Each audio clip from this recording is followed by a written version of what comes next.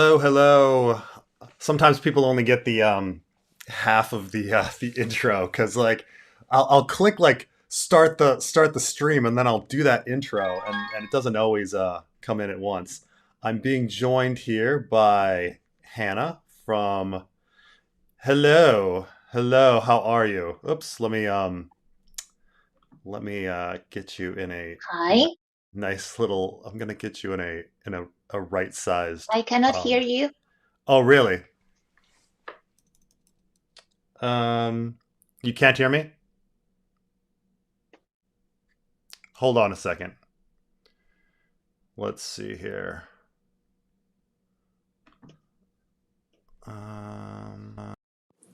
Let's try Anna in a better sized window here. Nope. I'm sorry that this is trying to figure all this out. Ugh. Um, let's see here. Did I lose her? Maybe I lost her. Call back in again, Hannah, if you can't if I lost you. Um ugh. Always these technical difficulties, but hopefully Hannah will call back in. Um, okay, let's see here before. Um, okay, so yeah, I invited Hannah to join to give an update on where she is. I had her for a second, but she couldn't hear me, so maybe she's gonna call back in.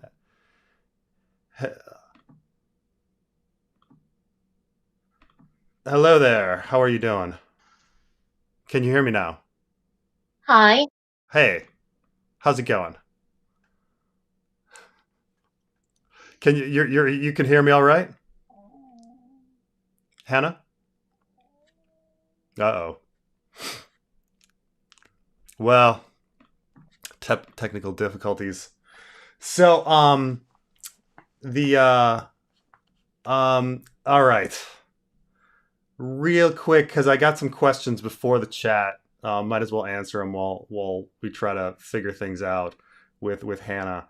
But I had a quick question about where the fan fiction is right now. We're finishing up Aero Hota 2. It should be done pretty soon. I just need to finish it up with a few more days with the editors and do a recording. And then somebody asked me where I thought Cersei would go. And actually I did a lot of thinking about Cersei because I see the Cersei and the Dornish plots really connected. So I don't want to give away too much, but essentially, because we kind of all know that Cersei's going to survive her trial, but because Tyene and um, all right, hello, how are you doing? Oh, yay, I can hear you. Excellent, excellent. Um, all right, real quick, I was just finishing up one little thought I had that I was answering, but essentially, I see the Cersei story going involving Lady Nim and Tyene, and the Myrcella situation is going to get interesting with regards to Cersei and Dornish law and all sorts of things. So there's a lot of things in my head about what's going on with Cersei in the future. So hopefully we'll get to the Cersei chapter sometime soon. I think order wise, the next one we're going to do is John Con and Ariane at the same time after Hota. So Hannah, how are you? Well, I'm safe. Yeah. So are you currently living What? in Ireland?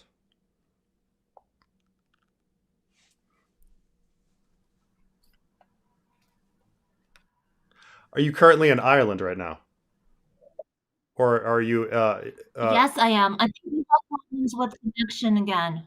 okay, okay. Um maybe just go audio if the Yeah. okay, let's try that. Hmm. Let's see here.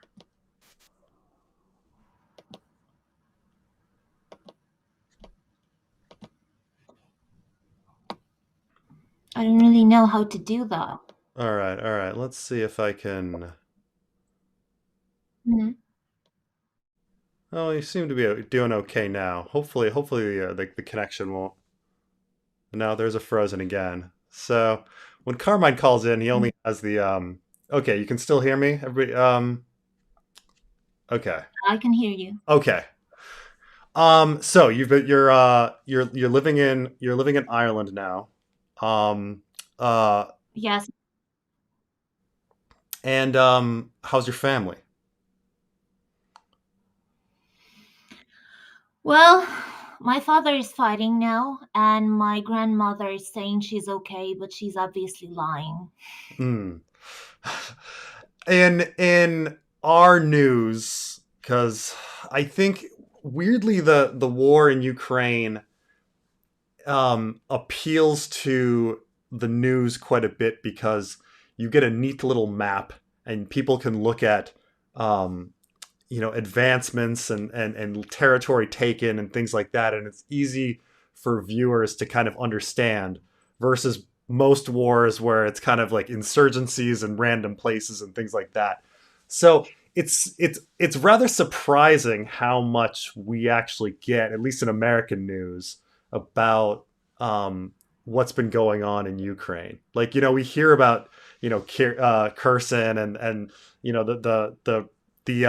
the successes in the Northeast and and things like this, and we pull up maps and we look at these maps and we're like, oh, okay, and everyone starts talking about cities that we've never heard of before, and like, oh, it's really important that they took this one little city and took this river and this bridge was blown up, places that no one's ever thought about before. But now this is like regular part of like at least American news. Well, I'm glad to hear that, honestly. Okay. um, so your father is fighting. Your area Yeah. was invaded and then liberated. Is that correct? My area? Yes, of Ukraine. No, No. no, they were trying to get through my region, through my.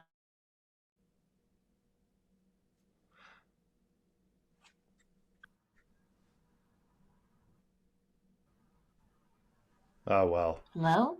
Hey there. Yeah, no, it was still getting in and out on the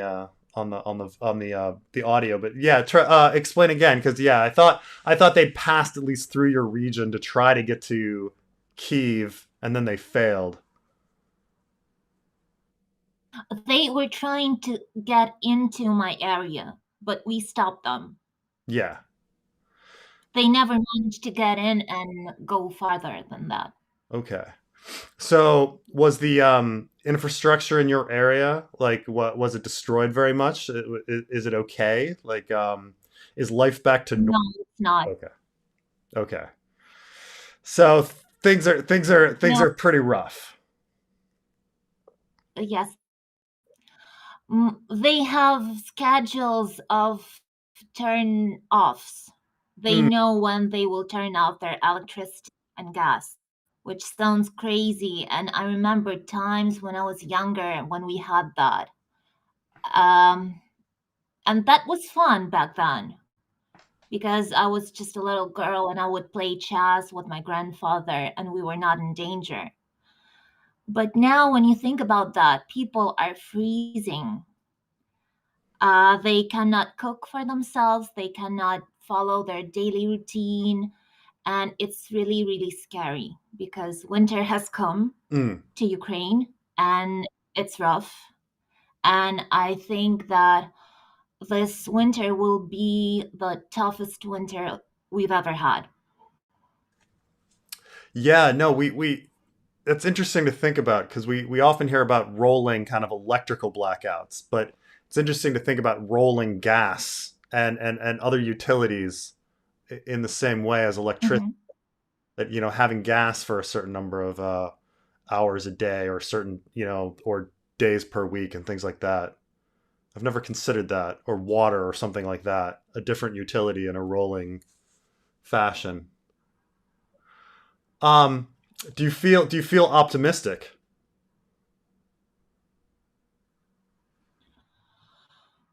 That's a tough question. No, Oh, okay. I know that I know that we're gonna win, but I don't know how much time it's gonna take. Yeah, things are. I think when we first spoke, I think I said, Russia's going to lose. It may not be in 5 years or 10 years, but Russia will lose, and yeah, things are like Ukraine makes progress, but it's a little bit at a time, a little bit at a time. And when you start thinking about the amount of time eventually getting to Donbass and taking back all of that territory, that would be years and years and years and years away. Um, Especially where Russia has more of a foothold and things like that. So yeah, it could be.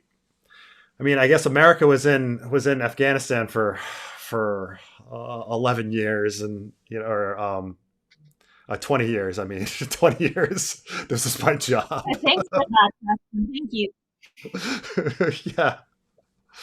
Um, when I was young, there's a comedy. Well, there's a comedy newspaper in America called The Onion, and one article they wrote was about how uh, two soldiers in the Colombian Civil War had were half the age of the actual war. Like the war was 30 years, and they were each 15.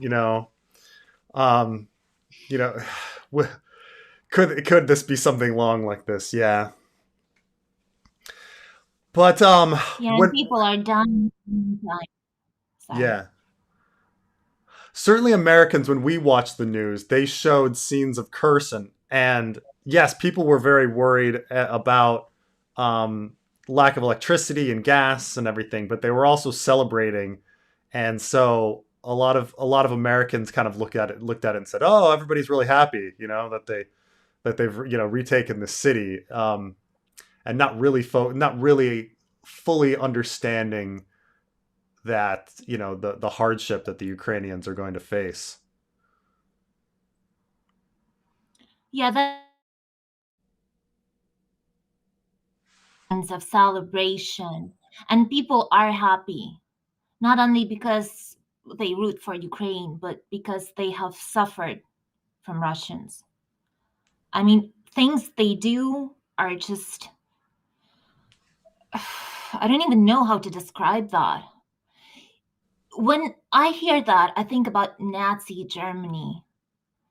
And it's funny because they try to persuade the world that their legacy is the victory over Nazi Germany. And now they're doing the same thing with Ukrainians. Hmm. And people are terrified.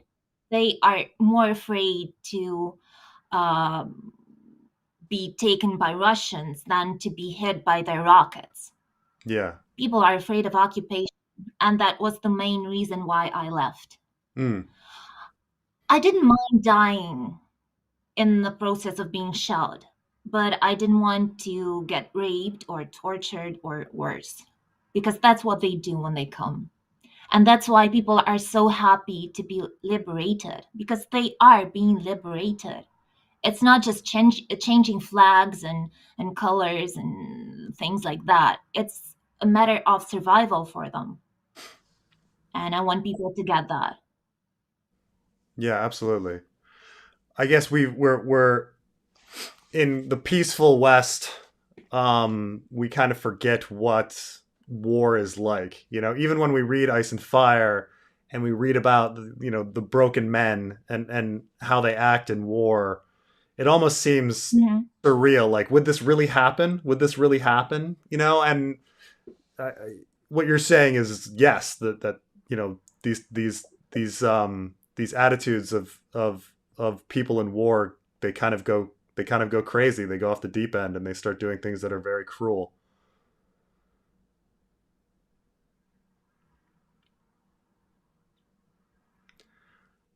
Um, I often think about, excuse me, no, sorry. please.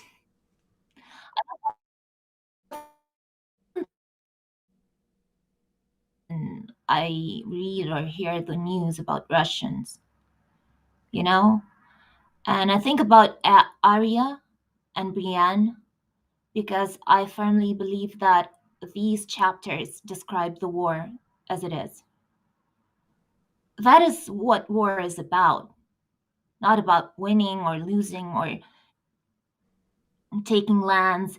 It's about hurting people, making them suffer, making them lose the face of humanity.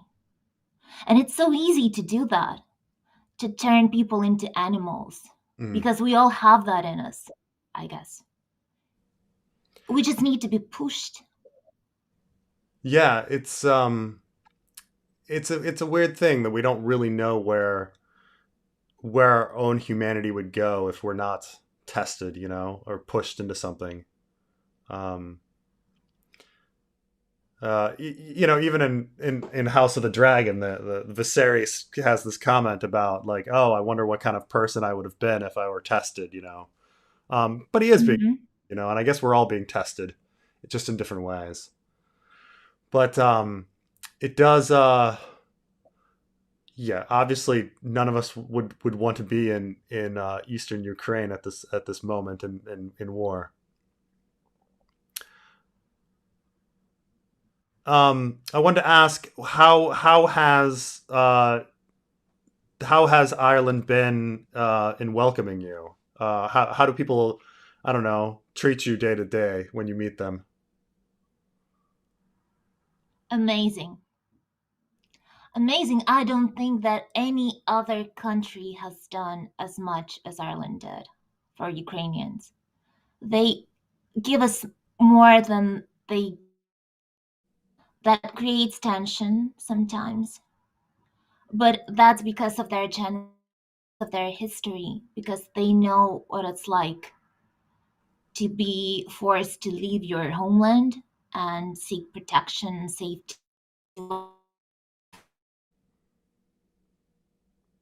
We got free accommodation. We got free, and we have a permission to work. We Oh can wow, get social welfare payments. Yeah.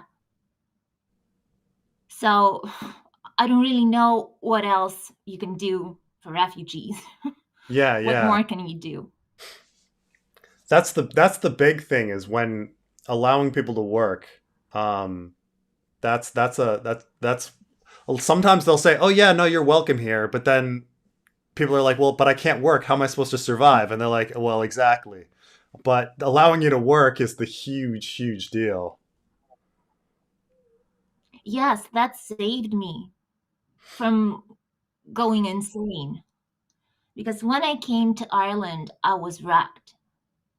When you talk about being tested by war, I'm thinking about myself because I've been tested and I turned out to be a coward. I fled. And I will have to live with this for the rest of my life. I know who I am. I know that I'm not a brave person I thought I was. And I had this understanding within me when I came here, and I had to do something with it. So I decided that I would take any job, anything. So up until the 1st of November, I had 3 jobs. I was a waitress and a teacher in 2 schools, and I had 50 hours a week. And that was probably the best time of my life since the start of the war because I had no time to think about things. I was so Mm, exhausted, I couldn't feel my legs. I didn't know what to do. I felt useless because I had no experience in hospitality and I haven't worked at school for years. But still, I was busy and I felt that that was justifying my existence. Because I kept asking myself, why am I still alive? mm. Because people who are in Ukraine are suffering or dying protecting my homeland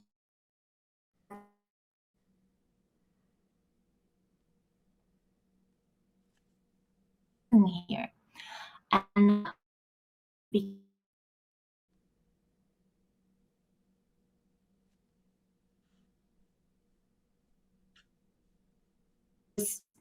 probably the only reason to stay alive for me. And that's why I'm so grateful to Ireland, because I'm not the only one. Yeah, I can understand. But I know, I do think you're being very hard on yourself. But I do think that, um, guilt. Uh, and I feel a lot of guilt in my life, but I think it's an incredible motivator into making people do things for the better. Um, there are different ways there are different ways to contribute, and it's not always even now. There's things you can do many years down the road. Looking back and remembering. Um, I mean, just thinking in my own life, there are things I did when I was 14 and 15 that I feel guilty about that like greatly affect like how I live my life now, or painful experiences that I went through that affect me now, and hopefully they'll produce more good than bad. Um, so I certainly do not think uh, you're cowardly. You did exactly what I would have done in the situation, and uh, you know, many people would say it's just it's the smart right move. Um, so that's the way I see it. There's many ways to contribute and make the world a great place. I'd rather see you alive and achieving that than somewhere in danger and being snuffed out. It's so funny whenever you tell people about this, about how you feel, they feel like they have to persuade you that you're not a coward, that you're. I'm sharing my experience not because I'm looking for validation or for acceptance or for anything. I'm just telling them about my experience. And you don't have to do anything. There's And nothing will, sorry, oh, I was just nothing will change my perception of myself, yeah, because nobody knows more about me than I do. yeah. And nobody knows more about my reasons and about my motives and about things I could have done. So that's so nice of you to try to do that. But you now remind me of John telling Sam that he was not a coward because he admitted that he was a coward. Yeah, the do you remember that? Yeah, admitting that he said there's a sort of bravery to admitting that one is a coward. Yeah, he says in a Game of Thrones. I'm always reminded though as well, and this is there's an American book, Catch 22, which has a very famous Mhm. line where um, one of the Americans says to this old Italian, "It's better to die on your feet than live on your knees," and the Italian says, "No, it's better to live on your feet than die on your knees." And you're like, which essentially a statement was, no, when you die, you're always dying on your knees. When you're living, you're always living on your feet. Like, but I, and it's just it's perhaps the one line I remember from Catch 22.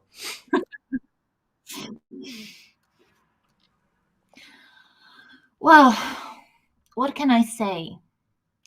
Death is inevitable.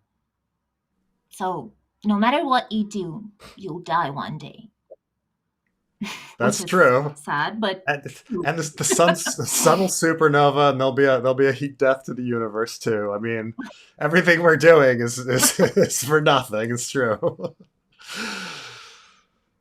No, that's not what I mean. I mean that the only thing you can do is to make your death make some sense, you know?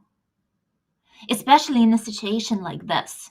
So, okay, I know that I'm gonna die one day, Hmm. and there's nothing I can do about it. So, why don't I join the army and sell my life at the highest cost and help my nation and my homeland? Why not? Especially if you're single like Hmm. myself. It's like I have nothing to lose.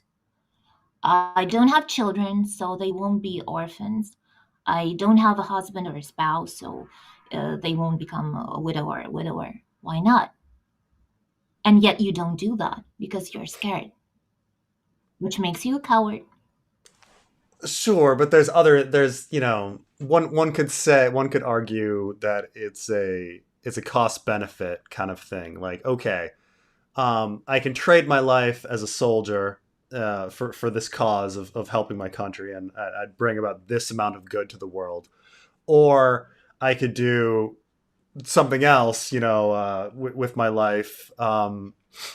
Have children, live 50 more years, touch many people's lives that way, bring happiness, change lives, that sort of thing. In fact, I think Sartre specifically had a student come up to him after a lecture and ask him, I would like to go into the war into the army because this is something I believe in, but also I have a sick mother and I need to take care of her.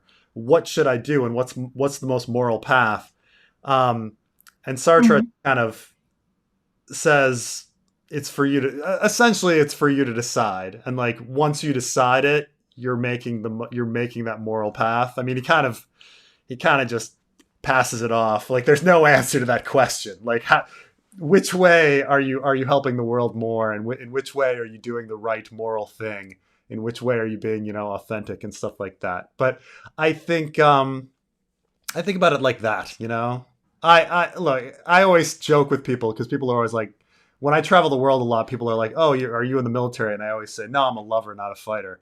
But I do think there are ways to better the world. Uh, I don't know. I mean, I know it's very tempting. Like it's such a clear it's such a clear concrete cause, and everyone you know and love are like part of that cause. So I can understand the allure.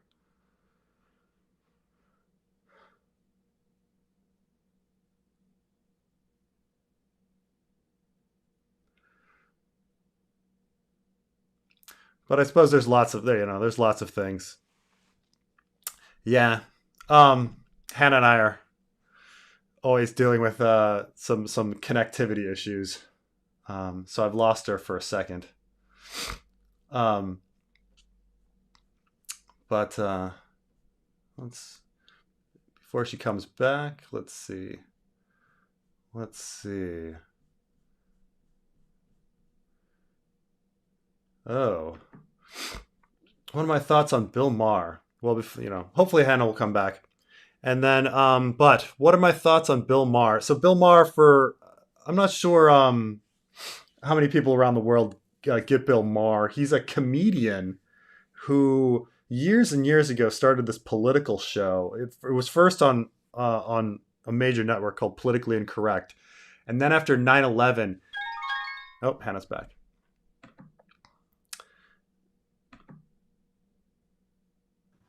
Hello, hello.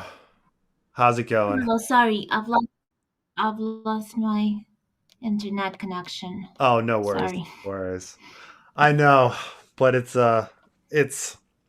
um yeah. I mean, when we were last talking, I mean, I think there's just kind of like there's so many different ways you can kind of serve the world and serve the planet and everything and I understand the allure of a very real cause like the military where all of your friends and family are like involved in it. Like I can understand it, but because it's very very difficult to figure out how to help the world. Like it it's something I spent a lot of years like worrying about, and I understand like a lot of people that kind of just do what their parents say, like um like because if you don't have any idea, if you don't have any good ideas on how to help the world when you're like 22, you kind of just do what your parents tell you to do, you know.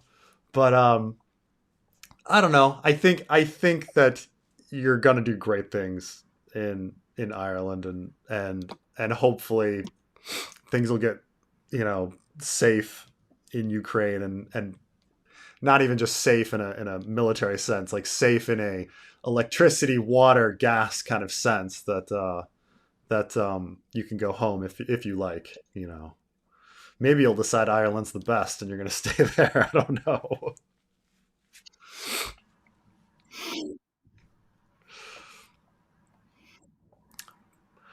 But yeah. Well, I don't know because Ireland is great. So if I say that I want to leave, that wouldn't look good.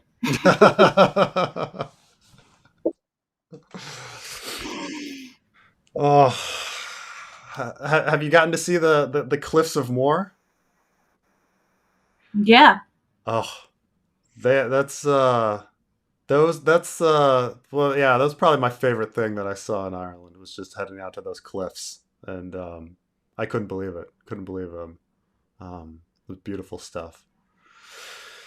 But yeah, I mean, I'm I happy. Yeah, actually. actually live not far from Clear. Oh, really? Okay. So you're not even in the big city.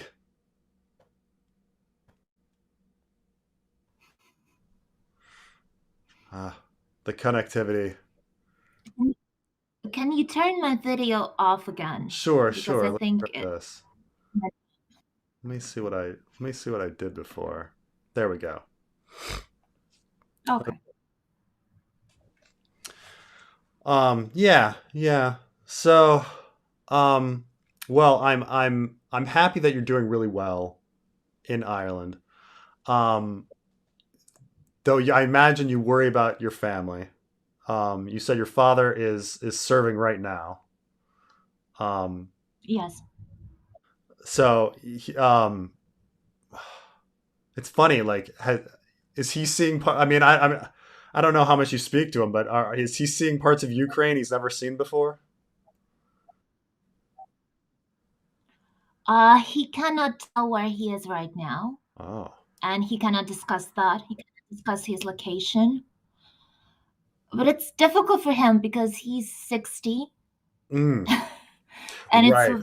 it's really hard to change your way of life when you're 60, and now everything is different because he's in the army, and he is a difficult man. Yeah. And it's very hard for him to follow instructions and obey, and that's what you have to do to survive. Mm. Um. Talk much, which is understandable, and I'm not asking questions because Yeah. Yeah. it's a tangible thing. It's funny. For we don't hear about it too much recently, but in the 1990s, in the news, we used to hear about, oh, child soldiers in Africa. This was something that people talked about a lot. Like, oh, these 12-year-olds are Mhm. are fighting in war in Africa, and aren't these people running the country horrible because they're sending 12-year-olds off to war? And it's like, well, the problem is that like 75% of the population is like under the age of 15. So it's the only place to get soldiers is 12-year-olds, like um and so you kind of go like the necessity of things. Like you hear like 60 years old, like, whoa, well, that wouldn't happen in a lot of places, but you're like, oh wait, there's a necessity. Like every single person, every man who can walk and hold a gun needs to go. Um, yeah, and it's an incredible thing to think about. That yeah, that 60-year-olds are going to the line and fighting. Yeah. Well, he's a volunteer, and it took him much time and effort to be accepted. I don't know the right word for that. Draft? No, he wasn't drafted. Yeah. Well, he's a volunteer and he wanted to join the army, and he had to persuade people to get in Oh, really? because yeah, he has health issues and his age is not appropriate for doing that. But he is a driver, he's a truck driver, so he has skills that might be useful, and that's how he got in. Wow. That's that's incredible. So he was a volunteer and they actually were reluctant to take him and he had to convince them. That's Exactly. wow. that's that's pretty impressive. Well, he wanted to be useful because men he knew were fighting, and some of them had already died at this point, and he felt useless. Yeah. He wasn't doing anything because he used to work abroad, and after they closed the borders for men, he had to stay, and he didn't have a job. Of course, he could be a driver in our area or whatever, but he wanted to do something really, really important. Yeah. And so he is doing that right now. Oh, so I and worrying you to death, I imagine. Yes. um are have most of your That's friends another reason. yeah, Sorry. continue. That's another reason why I feel so bad for leaving. Because my father, who is 60, is fighting, and I am hiding in Ireland. Yeah. The well, like I said, I don't really think it's hiding, but the somebody was mentioning former truck driver here, happy to hear he's not on the front lines. That's one thing people forget, like how in war, how um I think for every person on the front lines, there's 10 people doing logistics and everything behind. Hmm. And that, you know, in Iraq and in Iraq especially, like a lot of truck drivers like actually went over and were doing driving in Iraq, like American truck drivers. Um, it was actually a skill that was very much needed to get products across the country. Um, in fact, it's we don't really think about it when we think about ice and fire. Like the whole thing about castles is a lot of people say, well, like, I don't understand castles. Like, how did they? Why would people even attack the castle? Just walk past it. And well, it's like, well, it's not just the soldiers. Like behind the soldiers, there's the baggage trains and all of the supplies and everything. And if that baggage train goes on for miles and miles and miles, and somebody comes out of their castle and attacks you, you know, it's that's a problem. So you got to get rid of the castle. Um, so we always forget it that there's this all the support, and that's what I'm saying is that the world is about support, and um, you know, you may not realize it, you know, but you know you're doing a supporting role in you know in Ireland. And I mean everybody can do their supporting role. Um, you know, oh, but man, it's I don't know. I know you're not. I know you're pessimistic, but of course we joke about Eastern Europeans being pessimistic. Like I think that I think things are looking okay. You know, there's been a lot of you know wins and advancements on the Ukrainian front. The Russians are isolated. Russia is isolated as a nation. Um, in America, the Democrats won, so it looks like funding for Ukraine is going to remain high, and so everything you know looks good in the long run. It's just that in the short run, there's going to be a lot of people going through a very cold winter without without gas and electricity and things like that. And you know more people may die as well in fighting, but you know I do think Ukraine will win. I guess I said it when I guess when we first spoke it was 9 months ago. 9 months, right? Uh, 8. I 8? think 8. Wow. I'm not So practically a pregnancy.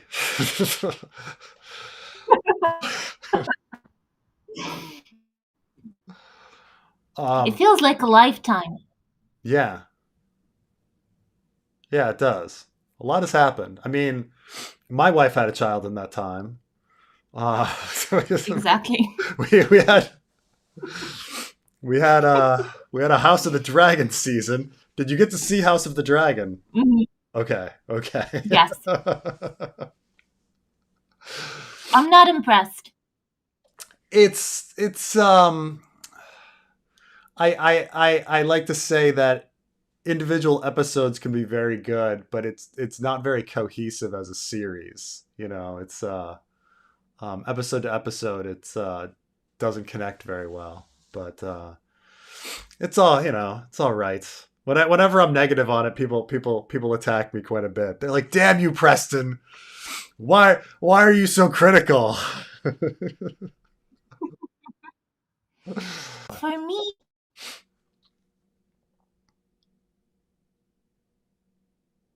I have no reason to root for the characters. Mm. I don't really care about them.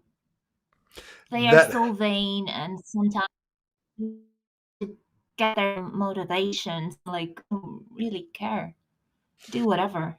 I mean, I know who wins in the end, so. yeah, exactly.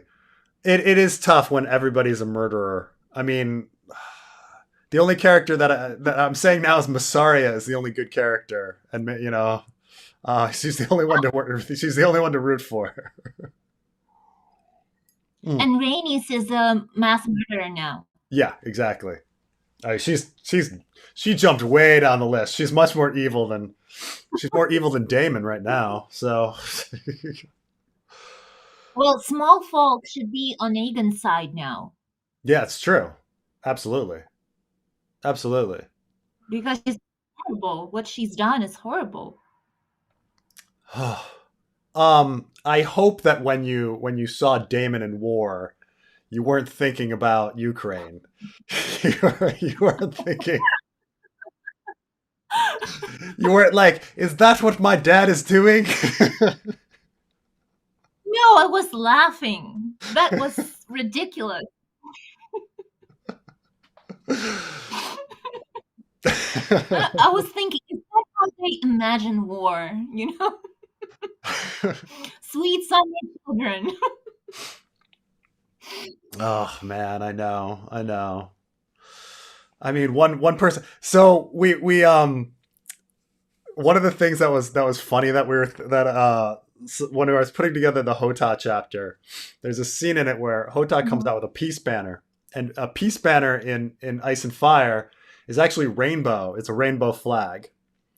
Oh. For the faith of the seven, right? So we were joking like, had that scene actually been true to the books, he would have come out with a rainbow like a rainbow flag, and everyone would have been really confused. Like, what is now? It's also like it doesn't really make sense. Like, why would you make your peace banner um, uh, your own religion? Like, what if you're fighting somebody in the north and they worship the old gods or whoever? Like, why would you do that? Like, wars are often religious. Like, it seems really weird to have a peace banner be religiously centered. But the scene of Damon like waving this rainbow flag and how everyone would like the average viewer would be like, what is going on? Is that a statement? Right. Everyone would be confused.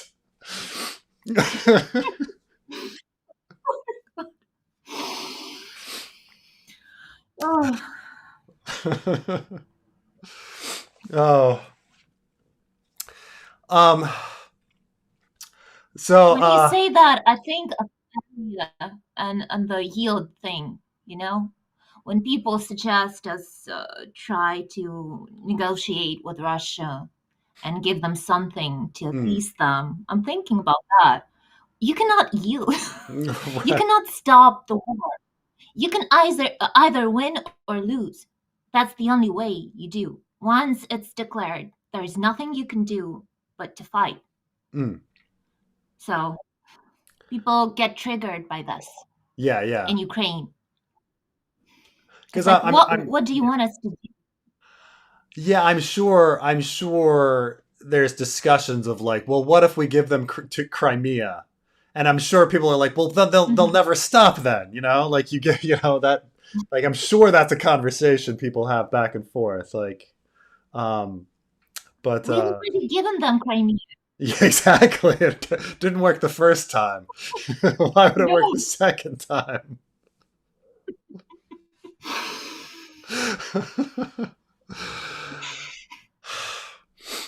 Yeah. Oh man. We all heard of like when the bridge incident happened. Like that was front page news Mhm. of like everybody was like watching that Yeah. video. Yeah.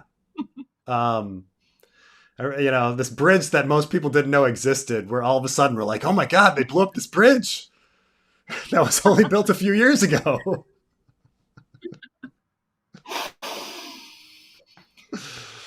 Ugh, I'm not even guilty. I don't feel guilty about saying that I was happy Hmm. when it happened because war changes you. Yeah. You become not cruel, but like indifferent to your enemy Hmm. and their suffering and whatever. It's like, I don't have time to think about this. Yeah. I only care about my own people because we need to survive. We need to win this war. So I don't care about them. If we're not torturing them, I'm fine with killing them. I mean, soldiers, not civilians. Yeah, yeah, yeah. And Yeah, no, Carmine and I talk about because when we do Star Wars reviews, we talk about the stormtrooper death a lot, and it's just like, um, you know, how it's so faceless, and people can just watch this entertainment of people dying. When one is established as the bad guy, your mind just shuts off and says like, like I don't think about them. Um, uh, anymore. And certainly George R. Martin is, his writing tries to get us to always think about everybody's feelings and everybody's suffering, because it is really sad. Like, on if I'm going from like the Russian sympathy side, like there are people that are just getting drafted in Russia and thrown in to Ukraine with no training, stripped from their families, mhm. no military training, and getting thrown on the front line, um, to get slaughtered. And it's really sad. It's sad on both sides. The only person I don't feel any sympathy for is Putin. Like I um I do feel bad for just some random guy in Russia who had to just get shipped off to Ukraine. The stories we hear is that no, they're trying to surrender, and they can't go back to Russia or they'll get killed. They'll get sent to a gulag. So they try to surrender to the Ukrainian side or something. But yeah, it's a sad situation because it's not like the average person wants to fight the average person. Everybody just wants to live their life, but these political moves and ego moves that Putin does, kind of changes things. Mm. Well, I cannot afford the luxury of feeling sympathy for Russian soldiers. If I start thinking about that, I'm lost. We're lost. Because what should we do then? Should we just, I don't know, drop our weapons and surrender? Yeah. Because we don't want to hurt them, because we feel sorry for them. We cannot do that right now. Mm. And that's sad too, because you're forced to become like this. I You're mean, forced that's to very forget about. honest. Like, it's very honest assessment, because you're right that to be a better fighter, you can't hesitate, right? You can't humanize. No. Um, I guess I have the luxury of it as an outsider. Um, yeah, it's a horrible, yeah, horrible situation. Mm. Oh man. It is, but again, about the fact that they didn't have a choice. Uh, Putin didn't close the border, and everybody who wanted to leave left. Mm. So you do have a choice after all. Of Yeah, course, it's going to be tough, but we're forced to leave our country too to flee. So you can do that if you really try. yeah. If you don't want to go to a different country and kill innocent people, you can do something. And if you do, then you should be ready to face the consequences. Because you come to our country to kill our people, to take our lands, and of course, we're going to fight back. Because we don't have a choice. Um, so regarding that, actually, so George R. R. Martin, as you probably know, he was a conscientious objector during the Vietnam War. Mhm. There was a very limited program in the United States where if you really didn't want to fight and you could convince people that like on a fundamental religious or political level that fighting is you know you're against it, they would allow you to do some other aid program, you know, instead. So George R. R. Martin wrote this letter when he got drafted to go to Vietnam, and he fully thought that he was going to that it wasn't going to work. But of course, he's a really good writer, and so Mhm. they they read this letter and they said, "Okay, you don't have to go to Vietnam." And he spent 2 years in Chicago working for an organization called AmeriCorps, which is essentially does development and assistance for it within the United States border. You've heard of Peace Corps? It's kind of the domestic version of Peace Corps. Um, and for the rest of his life, he felt guilty. You know, like you know how you feel guilty now. Like he felt incredibly guilty that he didn't go to Vietnam and didn't fight. Um, he didn't think it was a good cause. He didn't think it was a good cause at all. But he still felt guilty that his peers and friends and things like that had to go, and he didn't. Um, and then so he spent the rest of his life writing stories about how war is horrible, and and that's what he did. Which you know everything he's ever written since has been about Vietnam. Um, Even though most of Mhm. America has moved on from thinking about Vietnam, he keeps writing about Vietnam. So yeah. So Because that's what war does to you. It changes you forever. Whenever it touches you, even if you don't have to participate in it, it changes you forever. I'm not going to be the same, and I don't think anyone is going to be the same. And I know many people here in Ireland and in different countries, many Ukrainians who want to go back to Ukraine and uh, just go back to that point where when they left. They think that their life is going to be the same, but it won't. The country is different now. And I don't think I really know what it is like because I'm abroad. And my perspective is very different, but I can see that people are different now. And we're going to have to deal with that, regardless of the outcome of this war. yeah, I think we'll win, but still, we'll have with traumatized children, with traumatized men, with traumatized women and elderly people. And nothing is going to fix that. Nothing.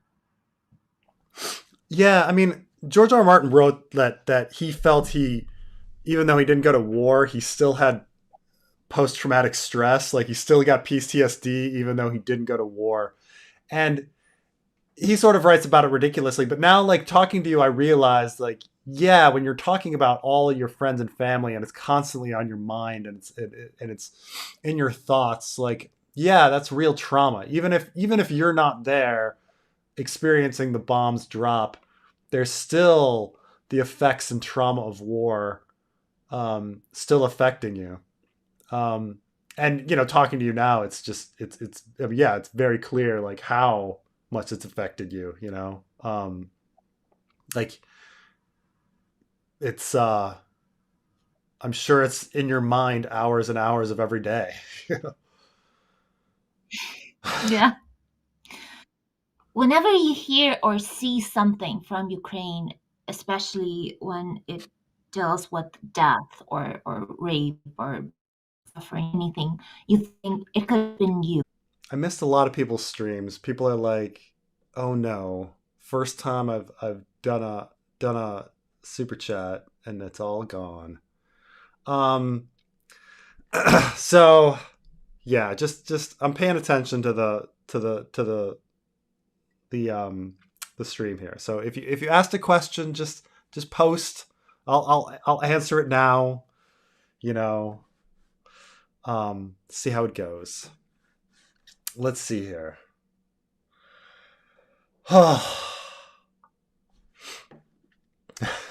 Winds of Winter will be released June 11th, 2025. It was so sad. It's so sad that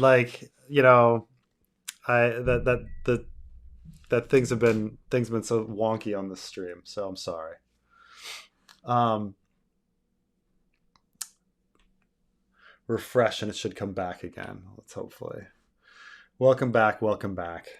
Um, yeah. So what are we talking about now? I was talking about George R. R. Martin having PTSD. That's true. My super chat was: I met my Ukrainian girlfriend 3 days before the Russian invasion. Uh, she lived in Kiev. Wow, that's that's some that's some crazy timing. I um I hope she went and stayed with you or something. So, um, uh,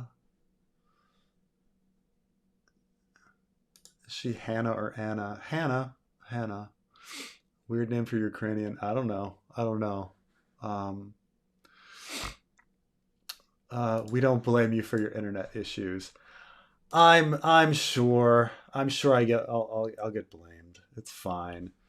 Preston's TV guilty pleasures. Besides like Raised by Wolves, um, it's I watched Dairy Girls. That was pretty fun. Uh, my wife sometimes likes to watch some weird trashy reality shows, and I'll watch them with her. I think we watched Bling Empire recently, things like that. Um, let's see. Future role for the Craster Mutineers. That's a really good question, but I'm definitely, if and when we get to them, they're definitely going to be wrapped up. Like what happens to them. Um, because only a handful were killed by by cold hands, and so there's going to be a whole bunch more. But yeah, I have to come up with something. I haven't thought about it, but too much. But there needs to be something. There needs to be something. I haven't seen 1899 yet. Most of my thoughts with the fan fiction has been focusing on like primarily like the chapters we've been thinking about, like southern Westeros, and and like the next thing I'm thinking about after that is like stuff in Slaver's Bay. So a lot of people are like, "Oh, what's going to happen with Melisandre and Davos and stuff?" And I'm like, "Well, and Stannis," and I'm like, "Well, we'll get to it. We'll get to it. I just don't know. I don't know." Um, I'm a little under the weather because I cannot see Preston watching Dairy Girls. Dairy Girls is funny. Um, I'm a little under the weather. One thing you don't realize when you have kids is like how often you get sick. Like that changes your life quite a bit. That you're sick all the time when you have kids, because they go to daycare and they come back with just sickness after sickness. Wouldn't they be most likely to be captured and killed by the Weeper? Uh, it's a good question, but I think though it depends. Like the last time we saw the Weeper, he's supposed to be crossing or harassing stuff at the Bridge of Skulls, and so Craster's Keep isn't really near there.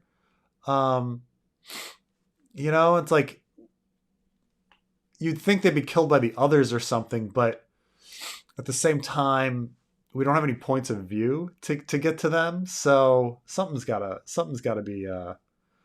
I think if in order to get to them, we would go with you have to either have something with Bran and his eyes or uh, John as a direwolf, like heading north of the wall and stuff like that. Um, but Dairy Girls is very funny because the English character in that, and it's just the I think once I just laughed for so long when he's like what frustrates me about Ireland is they say we so much sometimes for things that aren't even that small. Oh man. Hey Phil. So it's true. I go into daycare and I teach kids about music, and every single time I come out sick. Kids are great, but those daycares are like petri dishes of disease. It's so true. It's so true. And the thing is, I used to pride myself. I used to be one of those dickheads that like was like, and this is karma for it, right? Like I used to be one of these guys that would be like, "Oh, I never get sick," and it's true. Like I'd gone like a decade. I'd gone like 10 years without getting sick, like not even a cold, like and it's just like, I just don't get sick. I don't get sick. And then you have a kid, and it's like, Tony, hear me out. Just have 20 prologues to add his point of views. So we joked. I forgot when the joke was that it's talking like with Carmine or somebody about what if Winds of Winter came out and it was all new characters. Like it was like some guy in the Summer Isles and then like some random dude in the Reach that we've never heard of, and uh the whole thing is just new characters, and you're like, what? Who is like? It's like Feast for Crows all over again. When people like, when I'm sure so many people like got Feast for Crows, cracked it, and was like, what the hell? What the hell? Damp hair, you know? Is a Quentin chapter coming? A Quentin chapter is definitely coming, but what we're gonna do is Hota, and Hota's coming out pretty good, and then probably John Con Arion. Like we're gonna do that at once because it's gonna be a back and forth with the battles, kind of like uh, uh, the Battle of Blackwater. Like we'll go like John Arion. I don't know if it's just gonna be like one switch or if it'll be like a 1 2 3 or a 1 2 3 4. I'm not sure. I have to think about it. Piece together the battle in my head. I mean, you kind of know what I'm thinking because I did a prepping for winter on it. But like how Ariane would see things and what her role in the whole thing is going to be. I'm so desperate for a Jamie chapter. I know, but Jamie is also like a Gordian knot to figure out, him and Brienne, because it's very really really important. So we'll see how it goes. But maybe. Maybe Jamie might be a while. Even though I did the poll and like Jamie won, I was like, damn it, why did I do that poll? Damn it! Now I just look like a dick. I just want to. Euron to bring the apocalypse. So like Euron, it's just like a novella. Like Winds of Winter comes out, and we're like, oh, we've waited all this time. It's gonna be huge. It's gonna be a huge book, and then it's just like this little novella, and it's like Euron actually like brings the apocalypse like 7 chapters in, and that's it. That's the end of the story. It's really abrupt.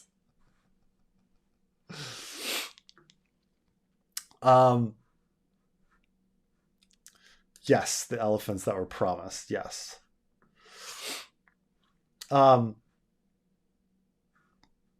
Will Jamie incorporate Red Wedding 2? I'm not convinced of a Red Wedding 2. I'm not convinced. Um, it's and I think this like idea of a Red Wedding 2 like somehow got in D&D's head um with regards to the uh the show. But it's impossible. Like there's so many frays and they're all spread out. There's no way at like it is impossible to kill them all off. It is just impossible. There's so many. Some are in Essos. Like it's just not gonna happen. You can't kill off all the women too. Like it's just there's this idea that you're gonna get everybody together for this Lannister wedding and that somehow like they're all gonna be killed by the Brotherhood without banners. Like it's just too many frays. Um, have you seen the new Interview with the Vampire series? It's my favorite show of 2022 and plays with unreliable narration in ways that I think you'd love. Huh. I have to check that out. It's I haven't seen any of the series. Like I never saw like Queen of the Damned or anything like that. Um so yeah, no, if you think it's good, favorite show of 2022, better than Andor. Because right now, Andor is taking the cake for best show of 2022. I don't know if I can think of another one that I've seen that I've liked more than Andor right now. Red Wedding 2, Electric Boogaloo. Where do you get all this like Sarah Michelle Gellar talk? Um, the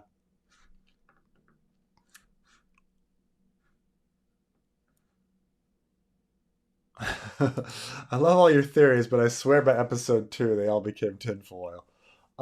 Episode 2 of Game of Thrones or episode 2 of House of the Dragon. The you got to remember that like House of the Dragon is like one person's interpretation of the material.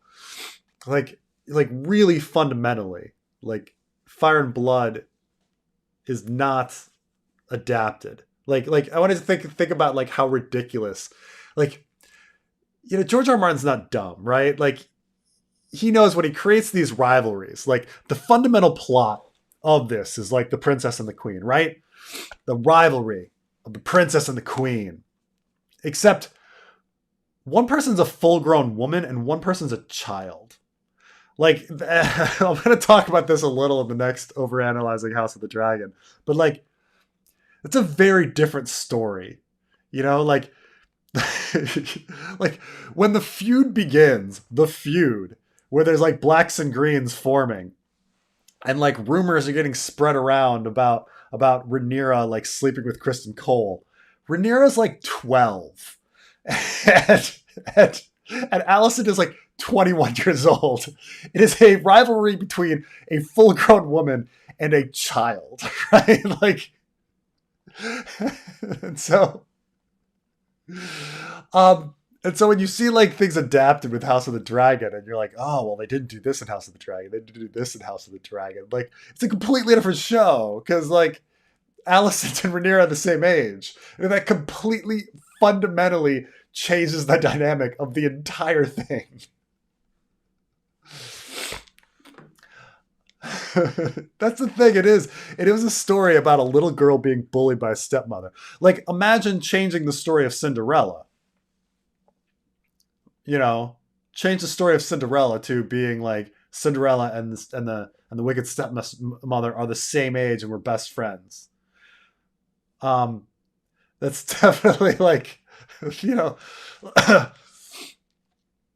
um teens equal adults in the olden days. Um,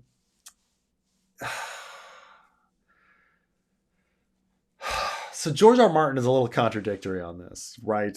Because we very much know that we have the Arion sample chapters where Elia is 15 years old and she makes out with feathers, and Arion's like, "You're a child. What are you doing?" Um, meanwhile, Robb Stark is leading armies into war at 15, 16 years old. Like it's all kind of he's it's a contradiction, but certainly like when you look at Rhaenyra's age, like during that banquet, Rhaenyra I think is like the actual banquet. The rivalry begins before that, but the actual banquet where the blacks and the greens form, she's 14 and Alicent is 23, and so you start thinking like, we have Sansa as a character, like we have Daenerys as a character, like we know what they were like at 13, 14 years old. um you know like I get what you're saying, that like, oh, we have to think about it in this like historical sense that they're considered adults, but they're not really considered adults. Like, you know even Theon is considered kind of a boy at 19. And I admit that George R. R. Martin's not really consistent, but it's hard to have a story where like a woman is spreading rumors about like a little girl's infidelity. Um, why do you think John and Danny will? Why do people think Johnny and Danny will get together to save the world? Something that's literally never happened in Martin's work, and not have infighting and factions driving one to usurp the other. I think it's just that like most people that read Ice and Fire had read other fantasy and not other George R. R. Martin, and that really that really affects people. Like if you see a bunch of romantic comedies and then you watch a romantic comedy, you assume that they're the two people are going to get together at the end. And so the Hidden Prince kind of story of like John being the special one, and these all the good characters getting together, and this romance and stuff, and between like the lead woman and the lead man, like it's just so expected that they just kind of insert it in there. And so it's yeah. So I think that's that. um 13 is bar mitzvah. Such traditions. There's a hilarious Seinfeld where this they tell the little boy decides to like I think he grabs Elaine and tries to make out with her, and he's like, I want to. We can date now, and she's like, "No, you're a child." And he's like, "I'm a man. Everybody told me I'm a man." And it's like the ridiculousness, the absolute utter ridiculousness of a bar mitzvah being a manhood kind of like thing. It's so ridiculous. Oh, I forgot there was a question about Bill Maher way back. Um, Bill Maher, I have very mixed feelings about. So you got to understand that, like, when Bill Maher began with politically incorrect and stuff, he was one of the few atheist voices that was out on TV, like actively being like outwardly atheist. Like, keep in mind, this was like we're talking like 25, 30 years ago now. It's been so long, and he was kind of like. He was in a better mood and things like that. Now he's a little more angry and sad in his old age. Obviously, like the things like obviously I don't agree with Mar on everything. Like I think he's way too pro-Israel and spends a lot of time like uniquely bashing Muslims when rather than just bashing religion in general. And I think he spends a lot of time like bitching about cancel culture and things like that, which isn't really which isn't really fair. Like, you can never stop millions and millions of people complaining about something. So when he kind of says like the left needs to do this, it's like, what the hell is the left? Like, what the hell, the right? You can maybe criticize Democrats because that's a political organization with leadership and stuff like that, but you can't people say like the left, like you see people like grabbing a media article and being like, well, the newspaper is the left, or some random dude on Twitter, like like a Twitter mob of like 20 people being angry about something is the left, and he does that shit a lot, and that annoys me. But then he also like goes straight on there and says like Republicans don't believe in democracy, like they're ridiculous. You can't vote for them. Um, so I mean, all things considered, he's fine. He's good. It's like I don't want to like when somebody has like a few beliefs that I don't agree with. I don't want to like discount them and just like uh, throw babies out with the bathwater. But I mean, I feel the same way about anything. Like I don't agree with everything like Hassan Piker says or Voss or something like that. But for the most part, they're on the right side. Um, and some of his monologues can be pretty funny. So I appreciate his career, his body of work, and everything. Like currently, he he does a little too much of that, like bitching about Twitter mobs. But it's fun. Every once in a while on YouTube, his monologues will come up, and I might watch one. They're sometimes pretty funny. Um, but as for like smug, I don't know if people can really like control that stuff. Everybody seems smug to somebody else. People call me smug. Um, Littlefinger debt scheme ends with a few open issues, like if his gray-green eyes mean anything, the sea is gray-green, sentinel trees. Any thoughts on that? I think I think that I try to steer clear from color symbolism. Like I get that like um what are colors for in writing other than to be symbolism? What are colors for in life other than to be symbolic? Like that's what we use them for. Red lights, green lights, all of these sorts of things. Like they always symbolize something. Like color can't just be a color. Um, but I've seen just like waste of time essays about the true meaning of the three colors of the green fork, the green fork, the red fork, and the blue fork, and like what they represent. And it's just like you can read anything into the color blue. You can read anything into the color green. You can read anything into the color red. Um, and so yeah, gray green eyes, gray green sentinels. It's just these are just like real. I don't know. It's too easy to read into it, and to write something from it, like with color symbolism. So I try to steer clear of it. Um, um,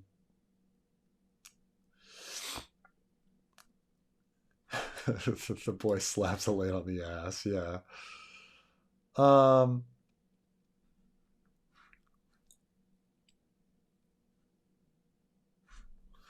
politically incorrect was good. That was yeah, Outward Mariana. He was very on the cusp of pushing. It's funny that as Phil's saying, like he was so edgy back in the day, and now he's considered boomer, right? It's kind of funny. Um, Qatar versus Ecuador starting very soon. Who wants to see Ecuador score 6 goals?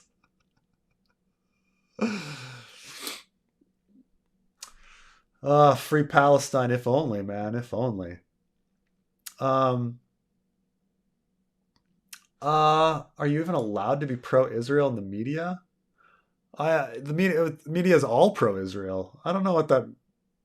I don't think you're allowed to do the reverse. I mean, the media is insanely pro-Israel. I can't think of anything that. Uh, oh! You did say. Yeah, I'm sorry. I missed with the not. Are you even allowed to not be pro-Israel? Oh, God, I'm sorry. I'm sorry. I read that wrong. I completely agree. Yeah, you can't. It's very in the traditional media. I don't know, like anything that's in the traditional American media. It's really it's hard to find anything that's sympathetic to Palestinians. In fact, somebody were like, "Oh, Twitch streamers are cringe." Twitch streamers are the only ones you're going to find out there that are sympathetic to Palestine. Um, the it, it's so years and years ago, I went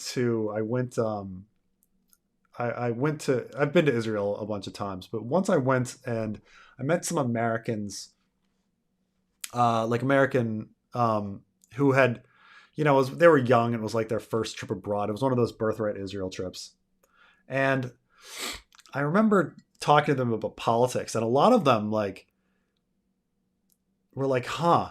You keep in mind that some of them are rather young. They were like, 18, 19, 20. And some of them were like, "Huh, I never thought of it that way." Like no one had ever presented them the idea that Palestinians could be sympathetic and that they had a side.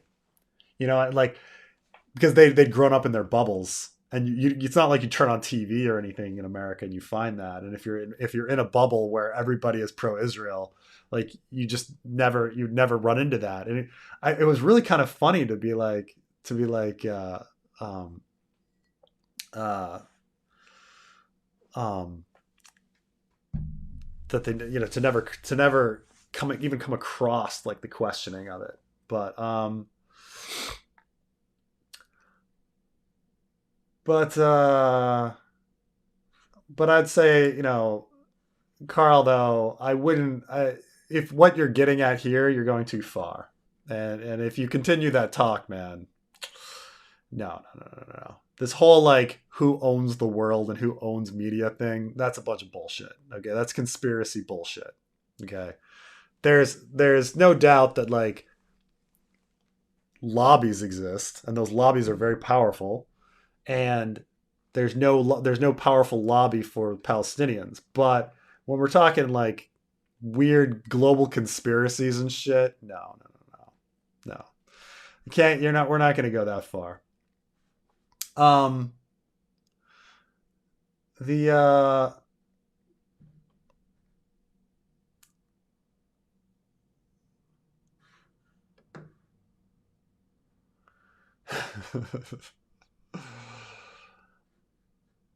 um,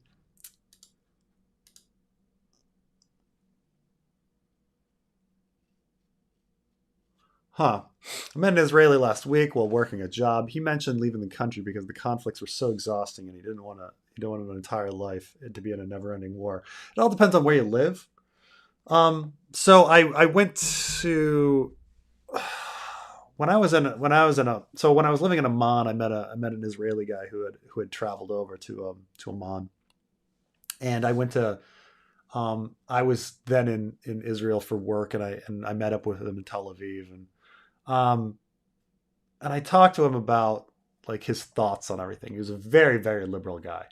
Um and he was really disappointed that um in the Tel Aviv bubble, you can completely live your life and not ever think about a Palestinian. And it's true. We were at like a bar and a restaurant, and everybody's just dancing and drinking and stuff like that. And he's like, 15 miles away, like people are living in squalor. Um, of course, that's true of American cities too. Like, we all party in the good parts of town, and just a few miles away, people are living in absolute squalor in the slums. Um, so it's we can all like live in these bubbles. So this idea that like living in Israel is always being in a conflict. No, like you can live in Israel and like never come across that kind of stuff. And then there's people that like choose to live like in a community right next to the Gaza border or something, or they choose to live in a settlement and things like that. They're choosing to put themselves in the middle of a conflict. But you can certainly live in Israel and completely pretend like Palestinians don't exist. Like it's pretty easy. Um,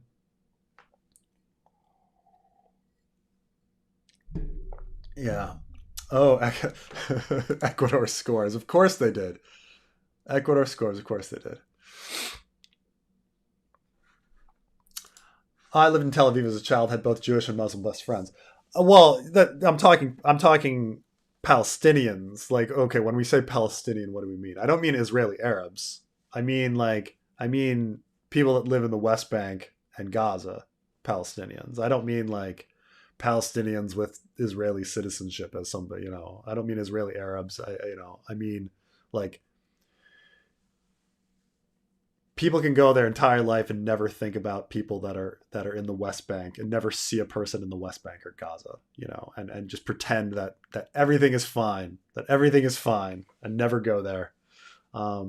But yeah, I'm not. Yeah, I understand these terms are you know, people move them around, but yeah, but the but it's I think it's pretty easy for a lot of people to live in a bubble if they want to. Um, that, you can go to neighboring countries and see Palestinians living even worse. Um,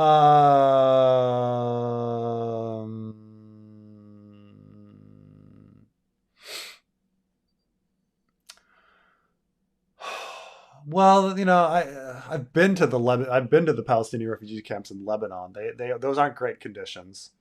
I would say that it depends where where you're talking about. You know, like if you go to Jericho, Jericho's a pretty prosperous town.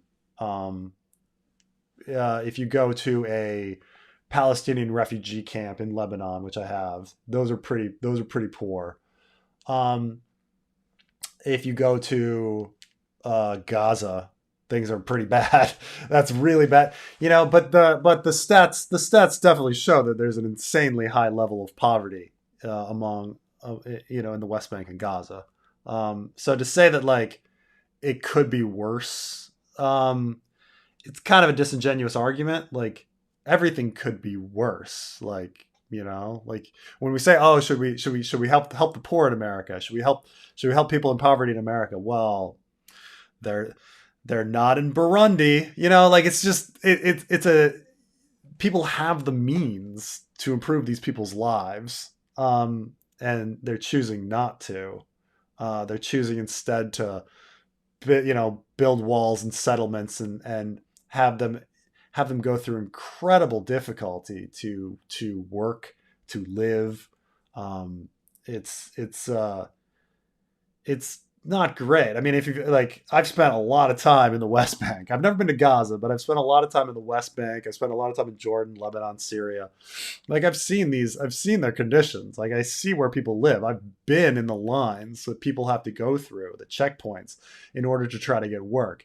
It's you're talking like imagine waking up in the morning and like in your tiny little hovel, like, and you have to then uh, go through 2 hours of like lines and checkpoints in order to like get to a different part of the city in order to work at your job, and then at the end of the day spend 2 hours in lines and checkpoints to get back. Like it's just horrible stuff. Like, you know, people, and not to mention just the people that are, some people that are just ejected from their lands and moved so that a settlement can be built. It's there's nothing like it's not hard to criticize like the occupation of West Bank and Gaza. It's a really fucking like shit thing, you know. Um, what's this? I call BS on that. Have you seen? I've seen plenty of Gaza. I've never been to Gaza. I have plenty of friends that have done aid work there. Like I know a lot about Gaza. Like this was, you know, this is my job for a while. But like, but I've never been to Gaza. But I've talked to plenty of people from Gaza on video calls. I've had plenty of people work in Gaza and tell me about the conditions there. Um, Gaza's bad. Gaza's really impoverished. It's tough, tough. Um, uh,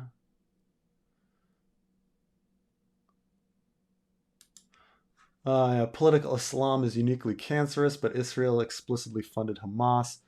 I would say that like political religion is the problem. I wouldn't like necessarily like single out Islam. Political religion is the problem.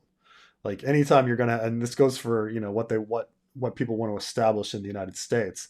But I'll tell you that like if you know Israel has just as many fucked up laws as like many of the Middle Eastern countries. Like people kind of forget about these things. Like you can't. It's not like you can marry who you want in Israel. Okay, like there's like one thing. Like it's not like you can just like certain people can't just like move into a certain area. Like and live like you don't have like free movement. It's not like you can like. It's not like in America where you like I want to, rent an apartment in that building, or I want to buy this piece of property. Like, it's just not how it. Like, it's just not how it is. Like, um, So it's uh Preston here dunking on his only Burundian viewer, and I really liked Burundi, by the way. By the way, like Burundi. Oh man, Bujumbura is one of the most fun fucking cities I've ever been to. It is so fun. And the thing is like the city doesn't even have like electricity. Like, like there's rolling blackouts. They shut down the power at night except for certain super wealthy hotels and such. So people are like, you know, out still partying like in the dark. By like using generators and kerosene lamps and whatever. They still know how to party without power. It's insane. Um, anyway, Preston, are you a big Louis C.K. fan? Sometimes I hear you talk and think Louis would make the exact same point. Um, uh, well, real quick, have you visited Israeli settlements? I have. I've been to several. Are you a big Louis C.K. fan? Um, yeah, I was. Yeah, it's impossible to deny that he is it, incredibly talented comic. Probably, might even be the funniest guy alive right now because George Carlin died. Um, he is so good, and his work was very thoughtful and dark and incredible. So like I was a big fan of his. Yeah, it's really difficult now to be like to like him anymore because of what he did. But it's hard for me to deny that like he was a really talented comic and that his work really like touched me and like um, I did really like his stuff. Um, yeah. Yeah, five types of Palestinians: West Banks, green papers; Jerusalem, blue papers; Gaza, red papers; refugees, and Palestinians with Israeli citizenship. Yeah, and that's just even within the borders of what we think of Israel Palestine. Like once you start getting to other countries, then it's like there's even more different types of Palestinians. like for instance in Jordan, um, the Gazan refugees have different rights than the West Bank refugees because Jordan felt like it didn't have a responsibility for Gazan refugees.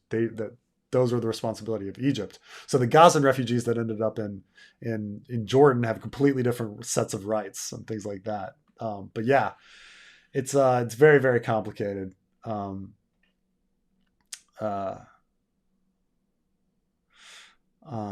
let's see.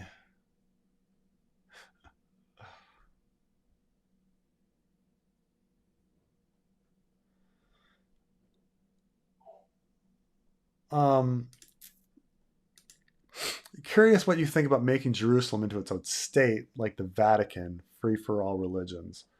Um, I think it would be an improvement, just because um, I don't think it's being governed well now. I think that any place where you would have some sort of religious freedom, I'm for. now I'm not necessarily for like splitting countries up. Like, you know, people talk about like the two-state solution, the one-state solution, like all these sorts of things. Like, I don't care. Like, as long as if you had religious freedom and everybody had the same rights and everyone could vote, and everyone could like live where they want and move where they want and work where they want and marry who they want, and had freedom of religion, like I can freaking buy bacon any day of the week. Um, I think that would be the way to go. I for the most part, I'm against any sort of minority, or not necessarily minority, but like any sort of um, ethnic or cultural group state. Like, that's what I'm generally against. Like, I'd be against a white state. I'm against black states. I'm against Jewish states. I'm against Christian states. I'm against Muslim states. I'm against any sort of state that is trying to push forward a religion or a race, or a culture. Because if a state is doing that, it's never going to be it's never going to treat a minority fairly. Um, if the function of the state is to push one uh, group, or distribute money and resources to that group, the minority groups are never going to be treated well. Um, and so when I hear people talk about like um, you know yeah, Jewish states, Muslim states, whatever, I'm against all of it. So like, if Jerusalem could be its own state and like free for all religions, that would be great. I don't think, practically speaking, you'd ever get to that, because even within that, say Jerusalem were given its own state, like, um, it's not like everyone would be allowed to walk into Al Aqsa Mosque. Like, that's just not going to happen. Like, it's just um, like I've personally been into the Dome of the Rock and Al Aqsa, but that's because I can pretend to be a Muslim pretty easily. Um, but it's yeah, everyone should be able to go everywhere, but that's never going to happen. Um, but yeah, I mean, like, I just wish everyone had equal rights and they had religious freedom, and that's essentially just what I want. Like, I don't really care about dividing it up and having these different things. Like, the fact that there's people have ID cards in the Middle East with their religion on them, and that religion is determined at birth, is an abomination to me. Like, it's such an offensive abomination that countries in the Middle East have your religion on your ID card, and that is assigned to you at birth. That is just, it's to a freedom of religion raised American. And this is where I get like soupy, like, where people are like, oh, Preston, oh, are you really that American? I'm on certain things, I'm like fucking straight up like very American. Like, holy shit, like, no, like freedom of religion, like you should be able to be born and decide on what religion you want to be, and it should not like affect your legal status in a country. Like, that's like on a fundamental level, like my problem with the whole Middle East. Um, um, da, da, da. I mean, people mention these things like, Israel funding Hamas. These are like shitty organizations funding shitty organizations. Like, out of all these fucking people, like, yeah, it's true that Israel does subsidize these religious schools. The this is the welfare kings, as some people call them. Though I hear they're getting less popular. That people are thinking about trying to get them cut off eventually. Though with Netanyahu as leader again, it's going to be really tough. Um, Jesus. Oh man, I may have to give some people some. I mean, the chat is on fire. Ugh, man.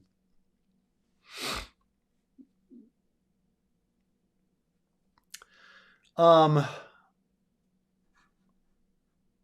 yeah, a lot of successful Palestinians in Jordan and Latin America. It's true. I think it's like 65% of the of Jordan's population is Palestinian. Um, it's very interesting because they Palestinians have a different uh, have different speech from Jordanians, and so you get different pronunciations of words.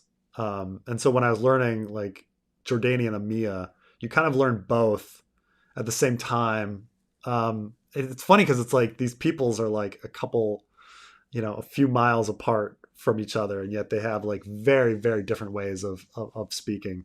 Um, and so, um,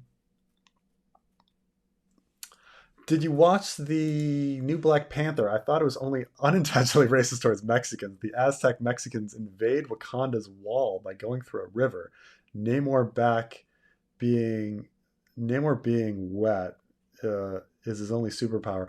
I have not seen the new Black Panther, so uh, I will see about this situation. But it's interesting that it's Aztecs, not like Atlanteans, because like Atlantis is I thought where Namor like was from, but we'll see.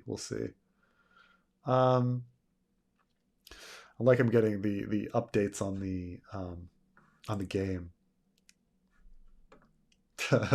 I'm against any minority Preston being clipped.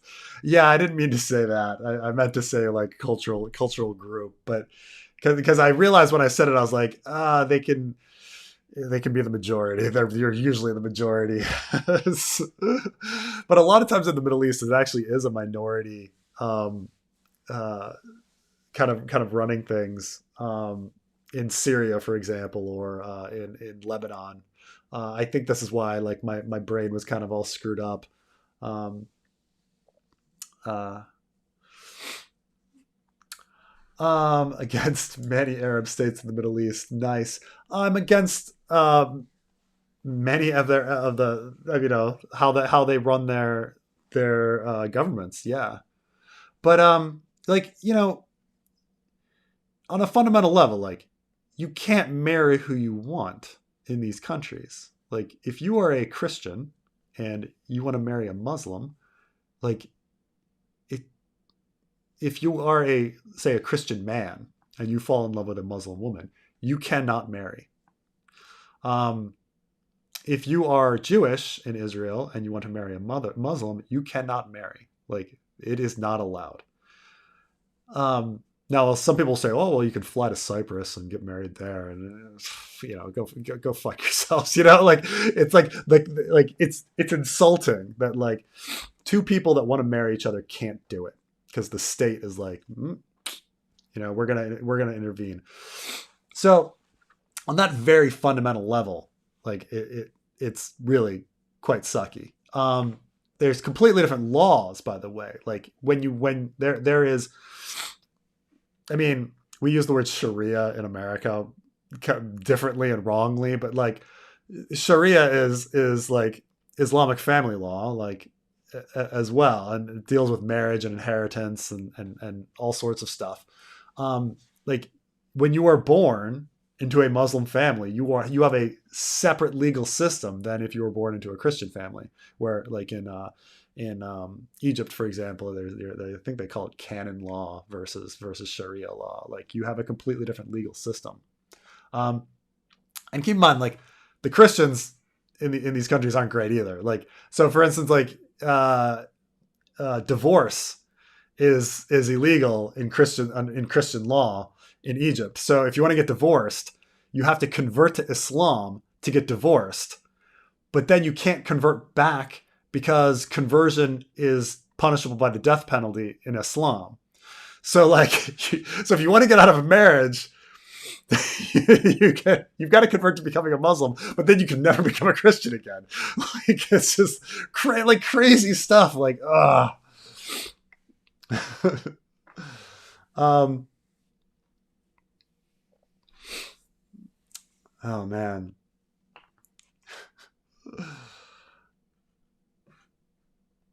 Jerusalem has been a Roman Catholic city for overwhelming majority of its history. I mean, it was all taken from the Jebusites, man. Jebusites. We need to give it back to the Jebusites. They are the true uh, owners of Jerusalem, and I demand that it be returned to them. Google Jebusites. um, but none of these things is. As a Palestinian, so sorry about the problem with getting into Al Aqsa Mosque. Yeah, I mean, it wasn't actually very hard. Like I went up there and the guy was like, "You're Muslim?" And I'm like, "Oh yeah." And he's like, "Okay, uh, do you know the Fataha?" And I was like, "Yeah, sure." I'm like, Bismillah Rahman Rahim, Alhamdulillah, Rahmadim. And he stops me and he's just like, just say the Shahada. And I was like, okay. La ilaha illallah Muhammad Rasulullah. He's like, okay, come on. Like, and I was like, like, so he was like, fine.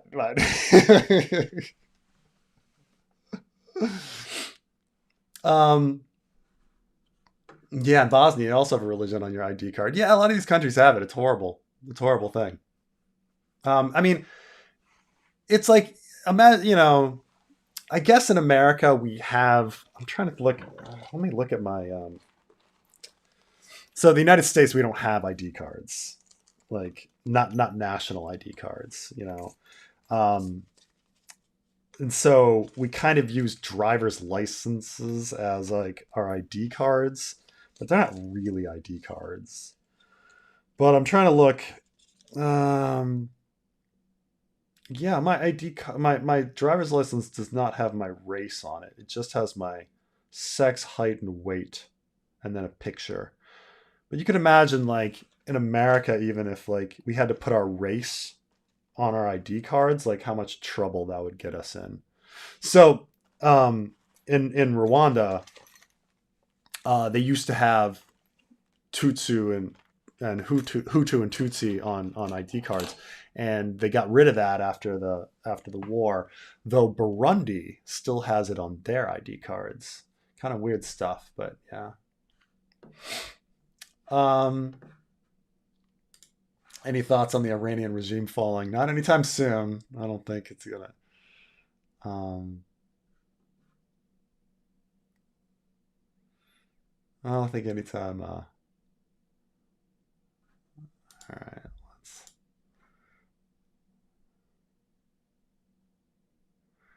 um,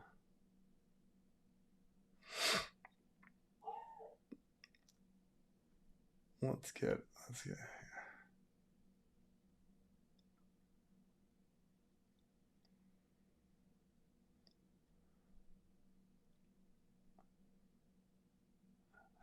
Giving Carl a timeout. He just needs to relax. Costco cards are the national ID cards. PJ,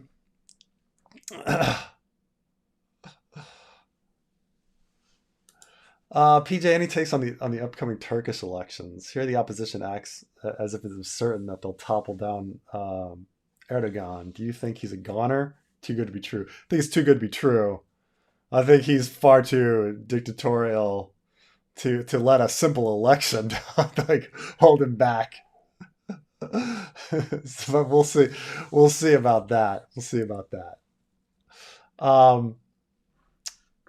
The what would you say is your favorite dragon in the A Song of Ice and Fire universe, both in general and design wise? Well, that's interesting. Now, in the source material, like they give some colors, but we don't really get too much of an idea of what the dragons look like. I think my favorite dragon is probably Dreamfire, just because I like Dreamfire Reina, and I think the blue design or being blue is kind of interesting and unique. Um, I mean, I guess I also like Sheep Stealer because I like Nettles, but it's this is more mainly about like how I feel about its rider that I kind of like feel the same kind of thing for for uh uh the dragon, but that's probably my favorite there. um, can I watch Andor even if I've never seen Star Wars? You can. It would probably make because it has nothing to do with Star Wars. I wouldn't say nothing. It has hardly anything to do with Star Wars, but you can completely, utterly understand Andor without having seen any Star Wars. That's the craziest things.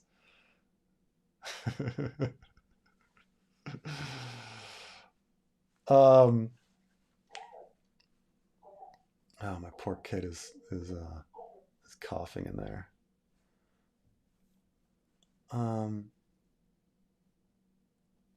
Cannibal. Cannibal's a good choice. Tasarian. Yeah, it's another blue one. Might be cool. Yeah, Black Dread. Um. Oh, this might have to do with countries that have.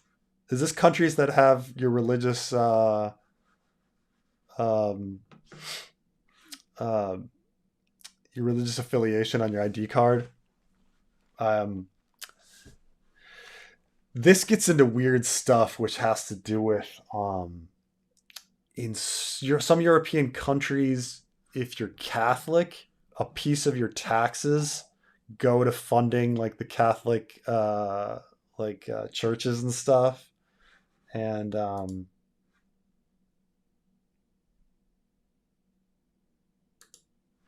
and stuff like that. Um, but yeah, I'm not saying there's not a lot of European countries that have some residual not great freedom of religion kind of aspects to it. And keep in mind, like, I mean, America's fucked right now. Okay, like we banned abortion in America for purely religious reasons. Like America is heading down a bad path. At least Europe is heading in the right direction, while America's heading in the wrong direction. But thoughts on the current UK political situation? Oof.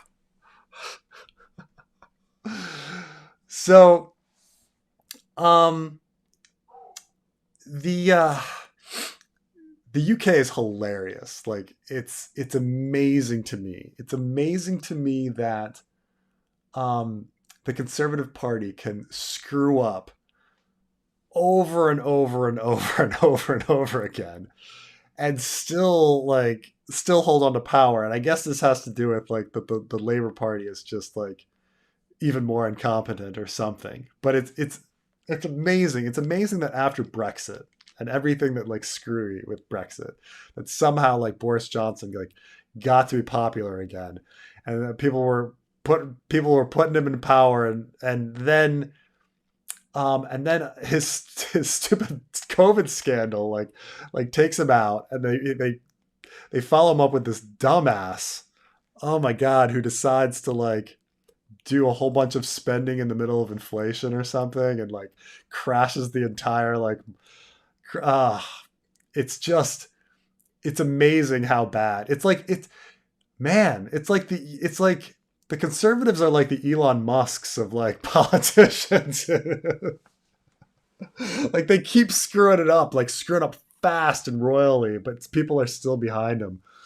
The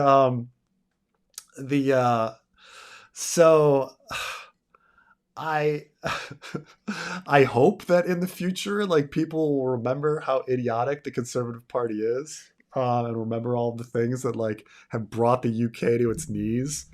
Like the UK, like not going out with a bang, going out with a whimper. Man, oh man, man, oh man, do you guys need to stop electing the conservatives? Um, Preston, have you picked up Mandarin yet? It wouldn't really be a pickup. So I lived in 1999 to 2000. I lived in Shanghai and I studied some Chinese then, and I lived in Taipei from half a year in 2000, 2001. And then I don't know, I didn't, I kept up a little bit on it. And then coming back here, I like started taking classes again. I haven't taken them since the baby was born, um, but yeah, I've studied enough Chinese that I can get around fine. Why was Carl banned? Carl was just posting too much. Like he was just, it was, he was posting a little too much. Also, like claiming weird Jewish conspiracies, like just like it's just it's not a good look. It's not a good look. Okay, so I'm just giving him a timeout. Giving him a timeout. Um.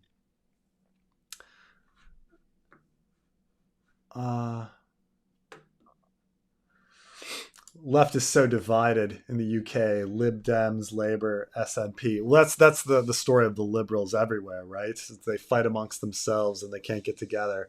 Um, it's that's the only way that I guess conservatives end up winning. Is because I mean you see it too. Like even earlier when when people like when people were like asking me about like Bill Maher, for example. Like it's part of this culture of like trying to trash and like bring down like everyone within. And I do it too. I mean, it's a circular, like the liberalism is a circular firing squad.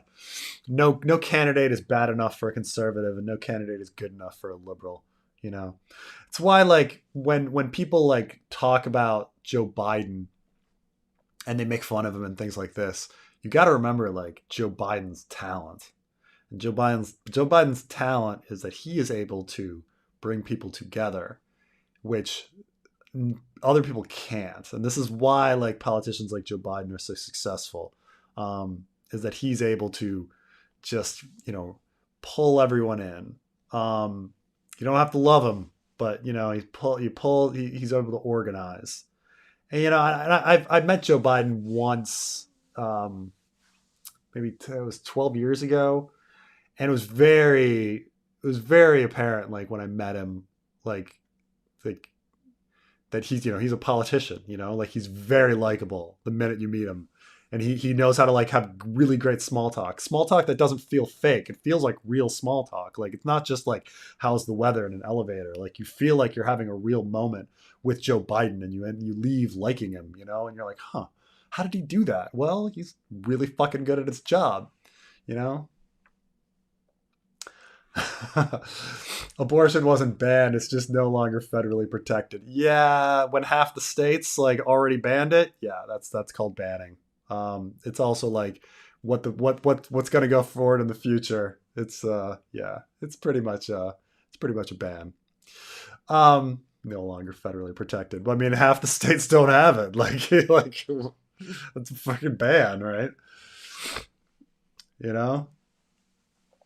Um,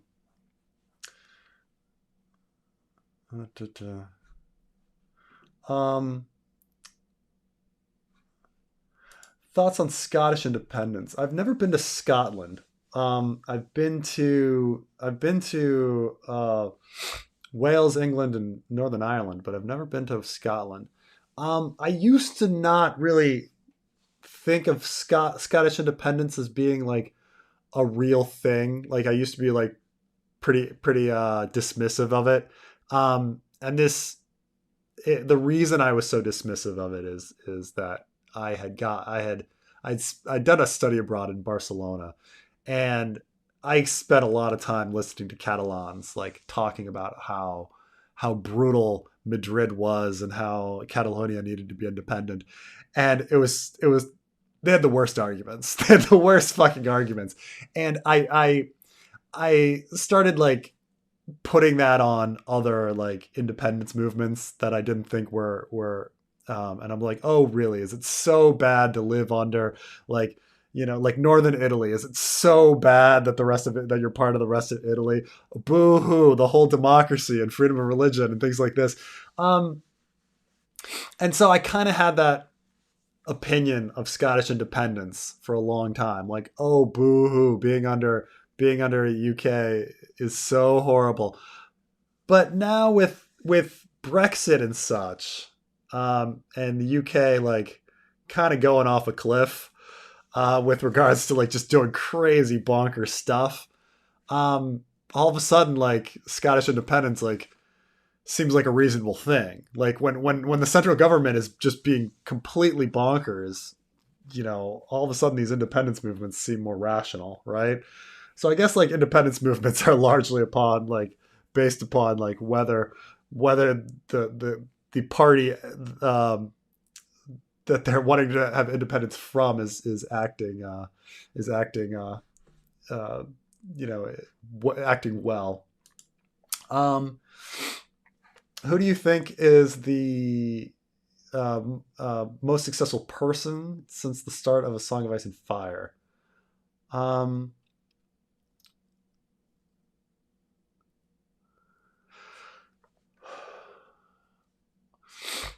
I mean, success wise, I guess it would have to be Danny, right? When you're talking about somebody that started with hardly anything and then like ended, and now she's like, well, I guess she's back to having very little. She's kind of, I guess, where she is now. She doesn't have anything. But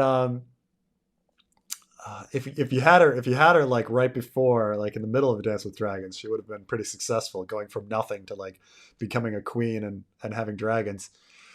Um, so I guess like success after that, like who is on the up and up, um, and who's like achieved a lot um, in that time period. Uh, I suppose Littlefinger has achieved a lot.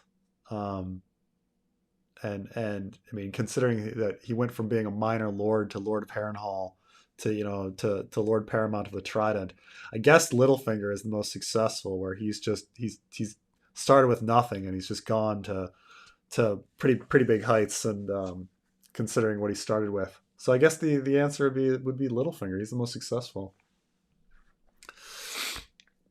Um, are you following elections in Taiwan? Yeah, yeah, they're out every. Keep in mind the president isn't up this time, but it's the local elections are all happening. But yeah, I pay attention a little bit to Taiwanese politics. Keep in mind that Taiwanese politics is very very localized. Their issues are very specific to Taiwan. Like the big national issue here that was like rocking the country, that had a big national referendum, was whether or not they're going to let in American pork, like as an import. Like that was like the big thing, and that was like huge national referendum that like dominated the news cycle for like half a year. Um, that's their big thing, like their big stories. So so it's they so they're very local. But every day you go out and you get these napkins. So the big way to get people to vote in Taiwan is they give out napkins, tissues on the street. And keep in mind, when you go to restaurants, he he like you don't often get napkins, and so like people like want to have napkins. So like America is this land of freaking, you go to Chipotle and you grab a freaking brick of napkins, and you use one and you throw away a brick of napkins. Like that's America, the land of the plenty. But like the rest of the world, people are like, oh fuck, we need these fucking tissues and napkins because I might need this later. So I met Joe Biden and he kissed me on the lips. That sounds like him. He gets really into your face, like when he talks to you, to give you the feeling that you had kind of a like an intimate moment with him. I don't know. Have I told you guys my um, Joe Biden story? That's a long one. Should I go on? But once I was waiting to meet Joe Biden, and um, they'd invited all of these Peace Corps volunteers to to at the same time. So we're all waiting for Joe Biden, and this is we're in Jordan, and the one of the Peace Corps volunteers is like, "Oh, Preston, can you go into the embassy shop and like buy me a bottle of whiskey?" And I'm like, "Fine, okay." So I go in, I buy this bottle of whiskey for this Peace Corps volunteer, and he comes out and he has nowhere to put it now, and so he's like, he like tries to put it under his vest. He's got this like vest on, and Joe Biden arrives, and they put out this like velvet rope for everybody to line up behind. And Joe Biden like comes in, sees the velvet rope, and is like you can see him like look at it like, what's this? And he just like walks behind the velvet rope into the crowd and starts just like looking for every single person to make sure that he shook their hand. Like he's like systematically goes through the crowd. You can tell being like, I need to shake this person's hand. I need to shake this person's hand. I need to shake this person. Did I get him? Did I get him? Did I get him? Every single person in the crowd, he's like going through.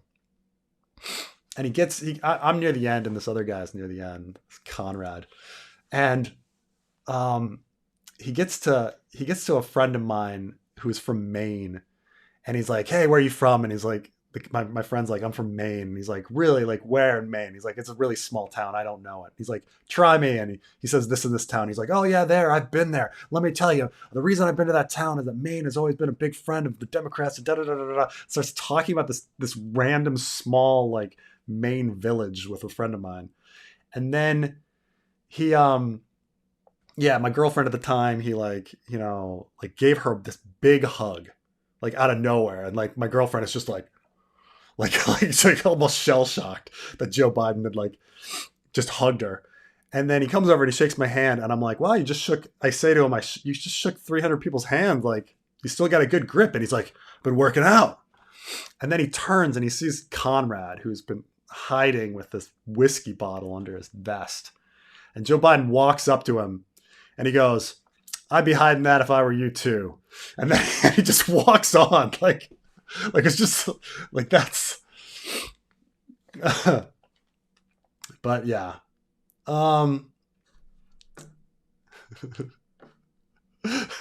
Biden's talent is not posting on Twitter. Steady, what's your thought on fetal rights? Fetuses don't have rights. Well, I've talked about abortion plenty. I think most people know like my position on abortion, which is life begins at birth. Women have the right to do whatever they want with their bodies, and so that's it. Let's see here.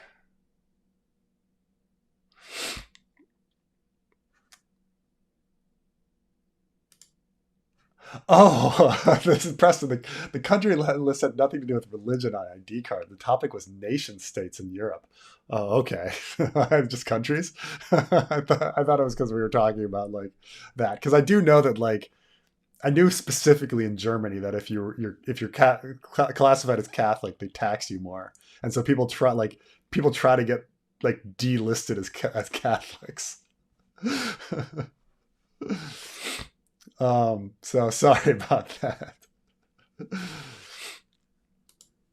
You talk about your travels. How have you been able to travel so much? I'm an American that would like to see much of the world, but I can't afford it. The reason I was able to travel is that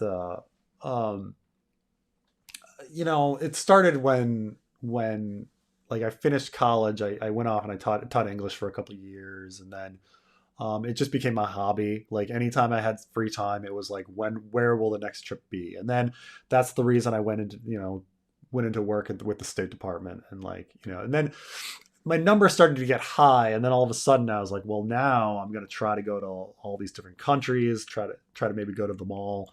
And so it kind of changes your view of like what to do on vacation when you have like a mission. So like you'd never normally go to Liechtenstein, but it's like, well, for work, I'm passing through Munich in a flight. If I have a layover, can I go down to Liechtenstein? You start thinking about these little things.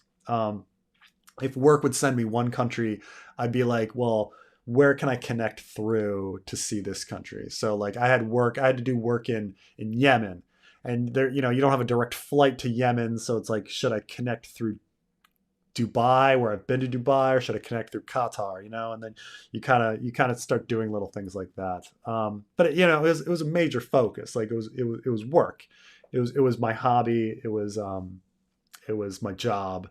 When it's both your job and your hobby, and your vacations and everything, like it that's what happens. But that's just like, if you ask me another thing, like, I've never been to Seattle. Like I've never been to Washington State. Like I've never been to a lot of places. I've never been to Alaska. Like I haven't seen, necessarily that much of America compared to, say, like, Europe or something, you know. But that's the main thing, is like I taught English for a while, and then it became my job to to travel to weird places. Um, Oh, what's wrong with U.S. pork? I know some countries have issue with our eggs and chickens. There was a certain uh, growth hormone that the U.S. was using that they don't use in Taiwan, and so it became the issue of whether or not they'd let in the pork. They put it to a national vote, and actually, overwhelmingly, the public was like, "No, let it in." Um, Keep in mind, pork is really, really important to Taiwanese culture. It's their default meat. Like in America, our default meat is beef. And I just watched. I didn't watch the movie The Founder, but I watched History Buff's like review of The Founder, which is about McDonald's and why McDonald's was successful. And why McDonald's is successful today is actually the exact opposite reason why McDonald's like became successful. But McDonald's, like, the reason it became successful is that the McDonald brothers realized um, that Americans were beef eating kind of people, and they could cook beef easier than all of these other foods. So like in the 50s, you had diners, and if you've seen these old movies, like people drive up to the diner and a woman comes out with on roller skates or whatever and gets you the meal. And that's how people had like takeout. Well, that was actually like really like um, cost intensive, because one, you have the whole car there in the parking lot, and then the food would take like 30 minutes to be ready. Okay, so you'd order a bunch of stuff, and it was like a regular restaurant. It wasn't fast. Um, and so they weren't working, making very much money. And so the McDonald brothers realized, like, okay, let's cut the menu, get rid of all these things. Beef, you don't need to do anything to it, right? You just cook it. You add some salt and some pepper, and it's done. And they realized if they just did a menu of fries, burgers, shakes, um, soda, and that was it, and they got rid of the cars, and so you didn't have to tip the woman, the person coming out, that they could make a lot of money, and it could be done. They could have the burgers ready in a couple minutes, and so it became super successful. And then this other guy came along and did the franchising stuff and stole all their money, and, well, not stole their money. The McDonald brothers still ended up millionaires, but like, the guy who ended up really rich was this guy Ray Kroc. But like he so but it was only successful because Americans, like, beef is our default. Well, pork is really the default to Taiwanese. In the Middle East, lamb is the default. Like if you say the word meat to an American, you think beef first. If you say the word meat to a Chinese person, they think pork. If you say the word meat to a Middle Easterner, it's lamb. It's actually like their word for meat is laham, lamb. Like it's um how do you interpret it? How do you interpret the assassination attempt on Bran now? The time traveling Bran theory. Um, for a long time, um, because I really put forward that I really thought that the assassination attempt, the only thing that made sense was Littlefinger or Mance Rayder. One of the two. Um, of course, like some people say Joffrey or randomness or whatever.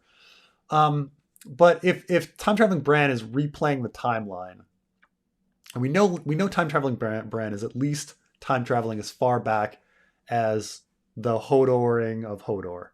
Um, and so we know that that's happening. So time traveling Bran is definitely going back and changing events before, as far back as the assassination attempt. So it's possible that Bran, you know, even though I think it is Mance or Littlefinger, it could be that time traveling Bran wanted that to happen. Like he wanted that assassination attempt in order to put all of those events into place. Because like Bran can't go north if Catelyn is in Winterfell. He needs Catelyn to leave. He needs the War of Five Kings to happen because he needs Robb to leave. Like he needs Theon to invade Winterfell. Like he needs all of these things to happen to go north. So, if he's trying to get himself to go north, maybe earlier or at a different time or whatever, he's essentially like orchestrating everything. Even if it's other people's like decisions, he's like still pushing them in that direction. So even though I do think it's Littlefinger or Mance Rayder, like Bran wanted it. Like he wanted it to happen. Time traveling Bran wanted it to happen. Um, Preston, what the fuck's with American politicians kissing strangers' babies all the time? I don't know if they were like so much strangers, but like that just became the joke that like back in the day you'd shake hands and kiss babies. That like it showed that that was the way to endear people um, to you. But keep in mind that the world was different. Like um, when we were younger, people were more physical. Like people were more physical with each other. Now everybody's like I say, like even that story of like Biden giving my girlfriend at the times like a hug, like that seems creepy, right? Like, oh, we just gave her a hug. That you can sit back and be like, well, wait, it's a hug. Like, who cares? It's a hug. But only today are we like, oh, hugs. That's a violation of like personal space and shit like that. Like, the world is definitely changing on how we perceive like physical touch and things like that. So and Joe Biden is definitely like of a different age. Like I remember when they had this picture of Joe Biden like having his hands on somebody's shoulder and like whispering in their ears and stuff, and they're like, oh, look how creepy Joe Biden looks. And you ask everybody involved and they're like, no, it wasn't creepy at all, but it just looks creepy because we just don't do that stuff today. But it's he's of a different time. He's of a different time. um Very, very funny. A few years ago I went to my college reunion, and it was funny like running into people that you hadn't seen in a long time, because there you do things in your dorms that are ridiculous when you're 18 years old. And there was one girl who was like very, very tall and used to wear these short shorts, and everyone in her dorm called her like legs, you know. And it was funny because we were kind of laughing about that that nickname, but even today, like it just wouldn't seem appropriate now. Like I feel like that would be some sort of like harassment of some sort today. I'm not saying that like this is necessarily bad the way society is going. I'm not saying that at all. I'm just saying it's different. Like like calling this girl like legs seemed completely fine and appropriate for like 18 or 19-year-olds, like when I was in college. And it just didn't seem like a thing. But I can see how it would be harmful. But so I'm not making a value judgment, but it's different. uh any favorite countries you've visited? There's a lot, but um I think my favorites are things like I really loved Indonesia. um it's one of my favorites.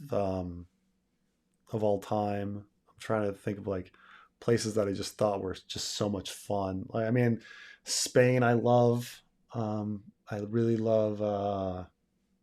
Um, let's see, where else did I go? I mean, it's funny. Oh, I loved Sri Lanka. That was a really great time. Um, you know, um, Guatemala had a great time in. Uh, I went to Uganda. I had a really good time.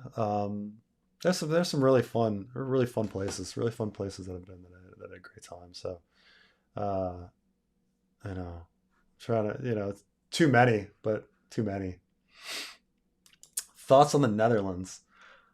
So my family is Dutch and originally, but like Dutch communities in America for many generations.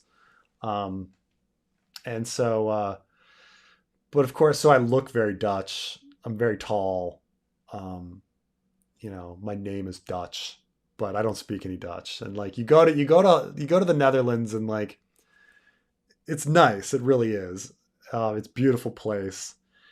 But the Dutch themselves, it's funny because like maybe you kind of read into it, but you're like, huh, I see why my family is like that. Like the Dutch are a bunch of dickheads, and you're like, my family is a bunch of dickheads. Like I see it.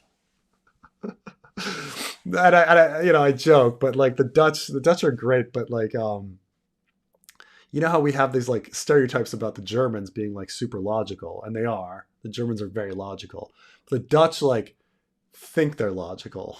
Like that's kind of like they have that uh like mindset of if this then kind of whatever, but it's not like in the same sort of like real tempered logic of a German. It's just like it's just like but no, I mean it's a great place. But you know, I laugh because it's just like it's just a whole country of people like me. Uh, is mushroom an accurate source or no? No, I don't think any of them are accurate sources. That's the thing. I think that there's no way like no, there's like some of the sex stories and stuff that happened. No, I don't think mushroom is an accurate source at all. I don't think any of them are very good sources. Um, you know, believe it or not, I actually think Septon Eustace is probably um, the best source out of the source of the Maester and the Fool. He's probably the best source, but he's still wrong about a bunch of stuff because these people aren't in the room. So it's like anytime like when something happens, first ask yourself, who was in the room when it happened, the room when it happened, the room when it happened. But yeah, um, and then say, well, how would he know that information? And then you kind of go, well, so he's just making that stuff up, So, but no, there's nothing accurate about Mushroom. I'm trying to think of anything that Mushroom says that is like really like you can bank on. I can't think of much. You watch History Buffs too? Yes. Yeah, I've talked to Nick Hodges from History Buffs at least once. Carmine's talked to him a lot more. Um, he's got a good channel.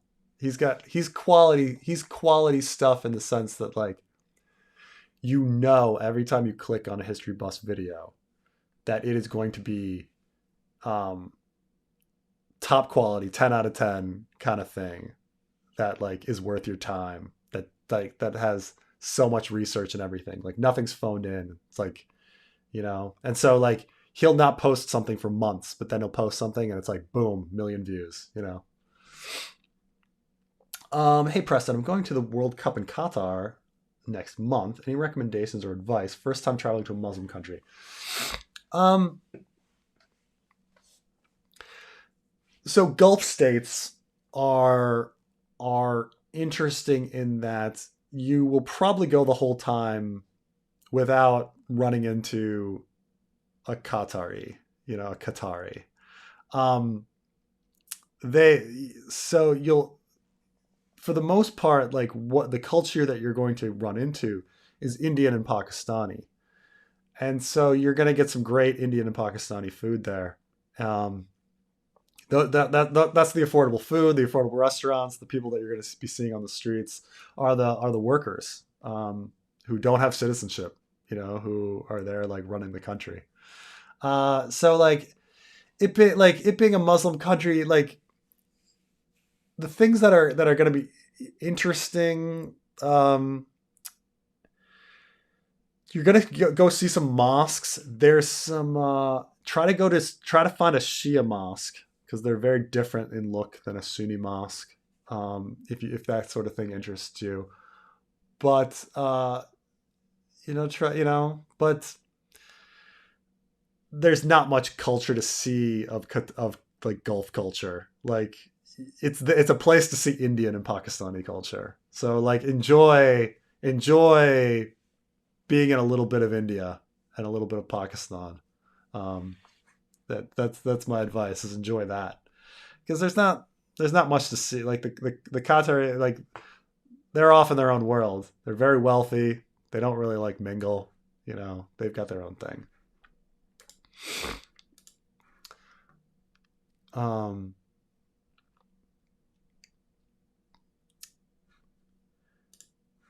is Dragon Steel meant to be Valyrian steel? I think it is. I think it is supposed to be Valyrian steel. Obviously, like Valyrian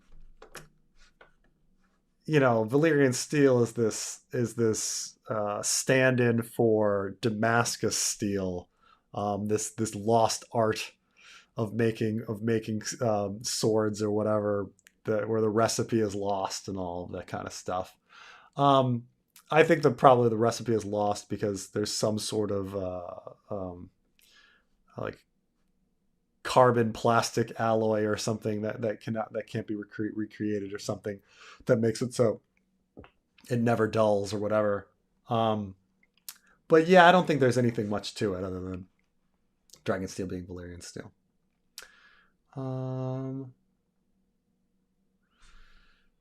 Yeah, we're talking about like why the world is a little different now. Yeah, everybody communicates mostly online. It's true. It's weird how like calling somebody like instead of texting is such a weird thing now, right? Um,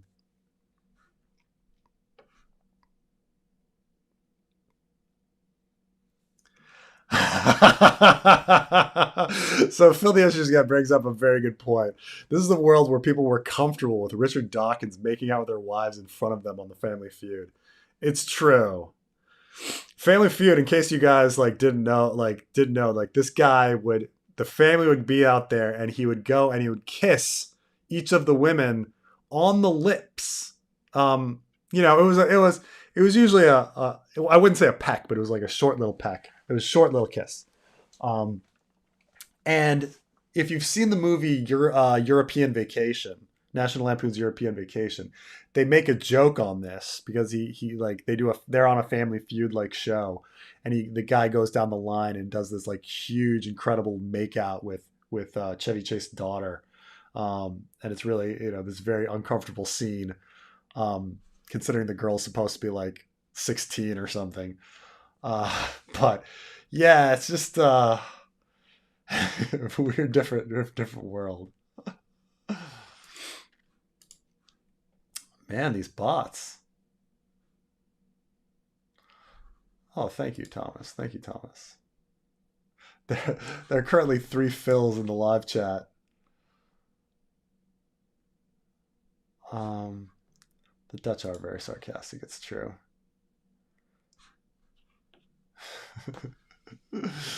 We are very Dutch. We can confirm, very direct and impolite. It's true. Um, how bad is it that the phrase act of breaking guest right that gave Rob a taste of his own medicine, being an oath breaker? I think it's bad in the sense that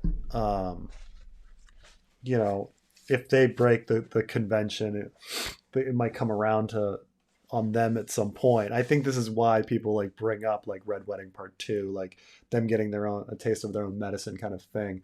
I don't think in the sense that like are the gods watching or anything like that. I don't think anything like that exists, but it's just kind of this idea that there's no more honor holding everything back if there ever was.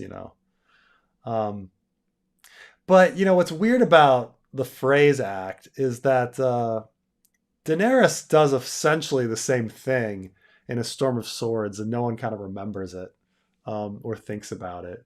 But it's just as bad, right?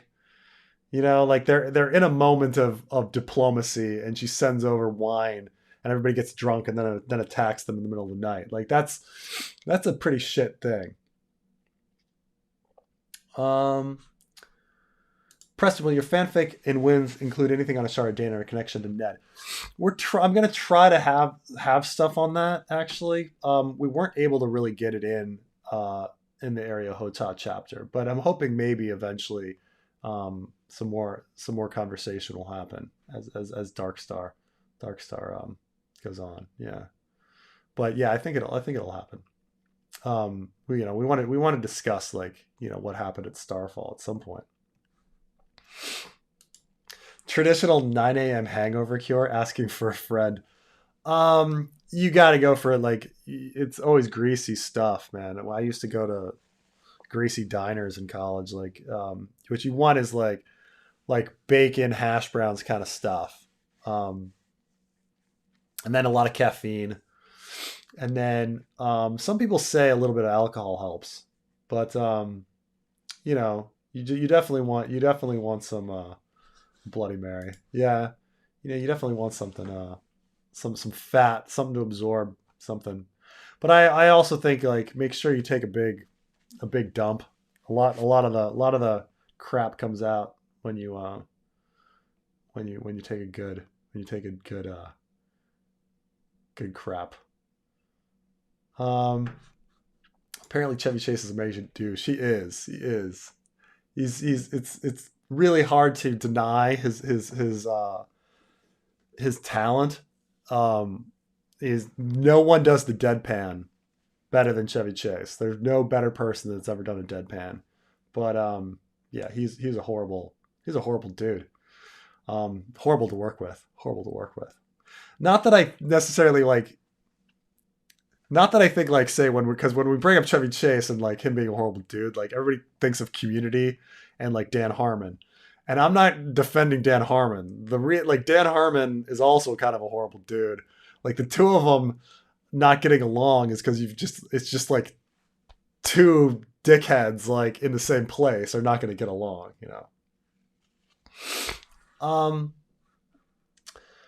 Thoughts on everything going on with Twitter?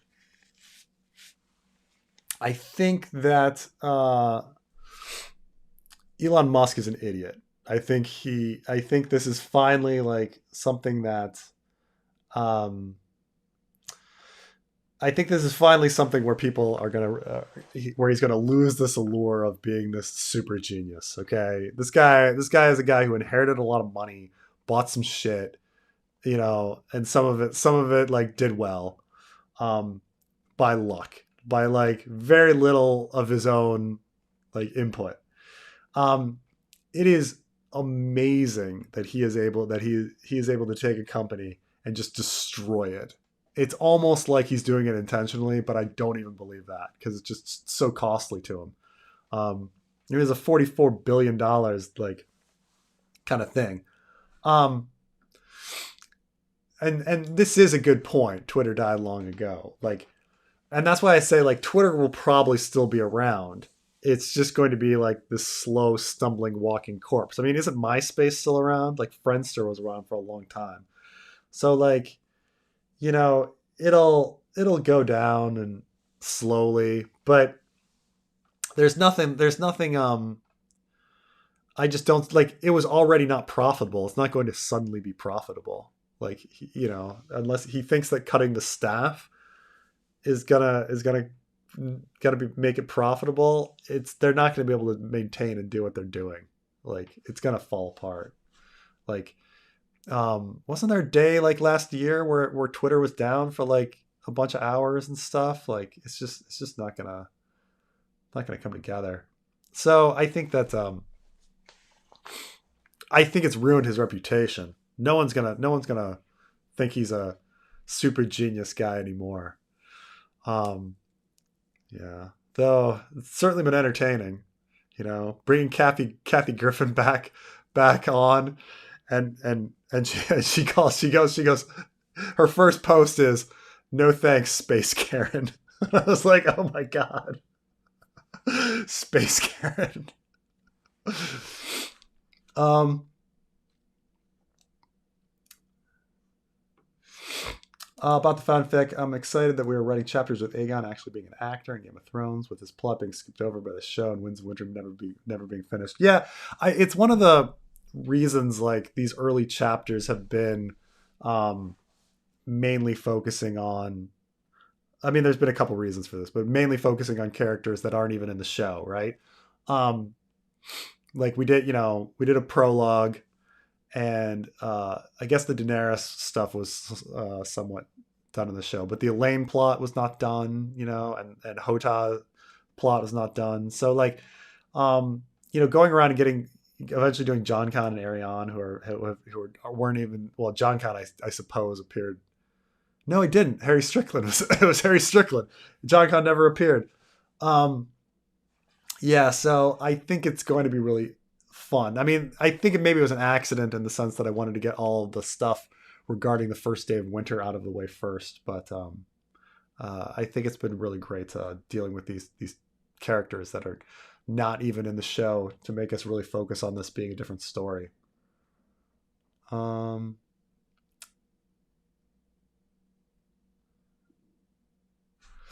Preston, have you ever considered broadening your streams to doing YouTube reactions and playing games? Yeah, we've been trying to. A lot of it has to do with like getting my computer to figure it out. Like gaming, actually, there's some complications with it. It's not done with Macs. I usually use a Mac. You kind of have to have your own like PC and then like video game emulators and things like that gone through. So bit by bit, I'm learning more and more. I mean, learning about streaming and stuff like that.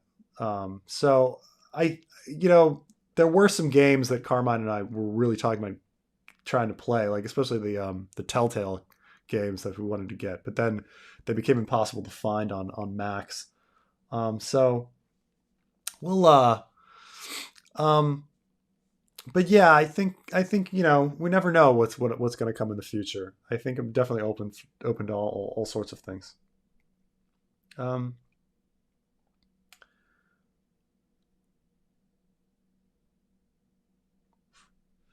44 billion dollar write-off goes a long way to prevent taxes. I do wonder about that. Like he's just like, well, it doesn't matter, right? Like I can have a loss and then figure out some sort of tax way to just cancel out some tax I was going to pay anyway.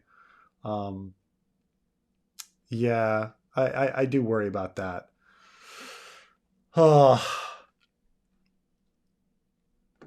um, every billionaire millionaire is lucky. Couldn't you say that everyone is lucky for everything they have when you give the agency where someone deserves what they get?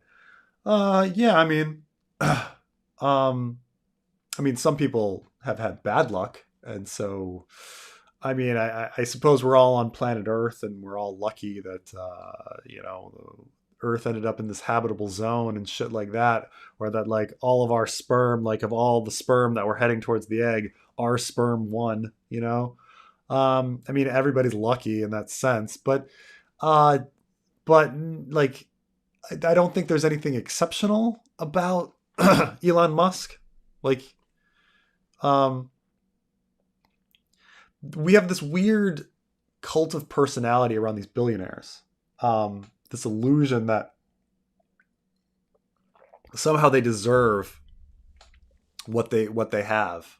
Um, it gives us some sort of like balm to think that there's like order to the universe or something, that we reap with what we sow. Um, but we don't, like, but that kind of chaos and that kind of injustice is so upsetting to people that they don't like thinking about it. Um, they like just assuming that these billionaires are like super hard workers or have some sort of element that the rest of us don't have, and it's just not the case. Like what like rational person, like what like competent person would have gone into Twitter and done what like Elon Musk has been doing the past few days? Like it's just, you know, when we're talking about like what's the actual character of that human being, like we see it, it's like completely undeserving.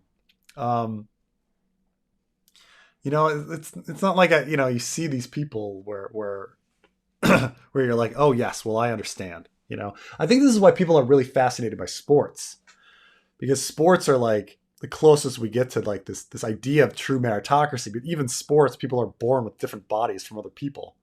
But you know, at least you could say, well, they worked really hard. You know, but um,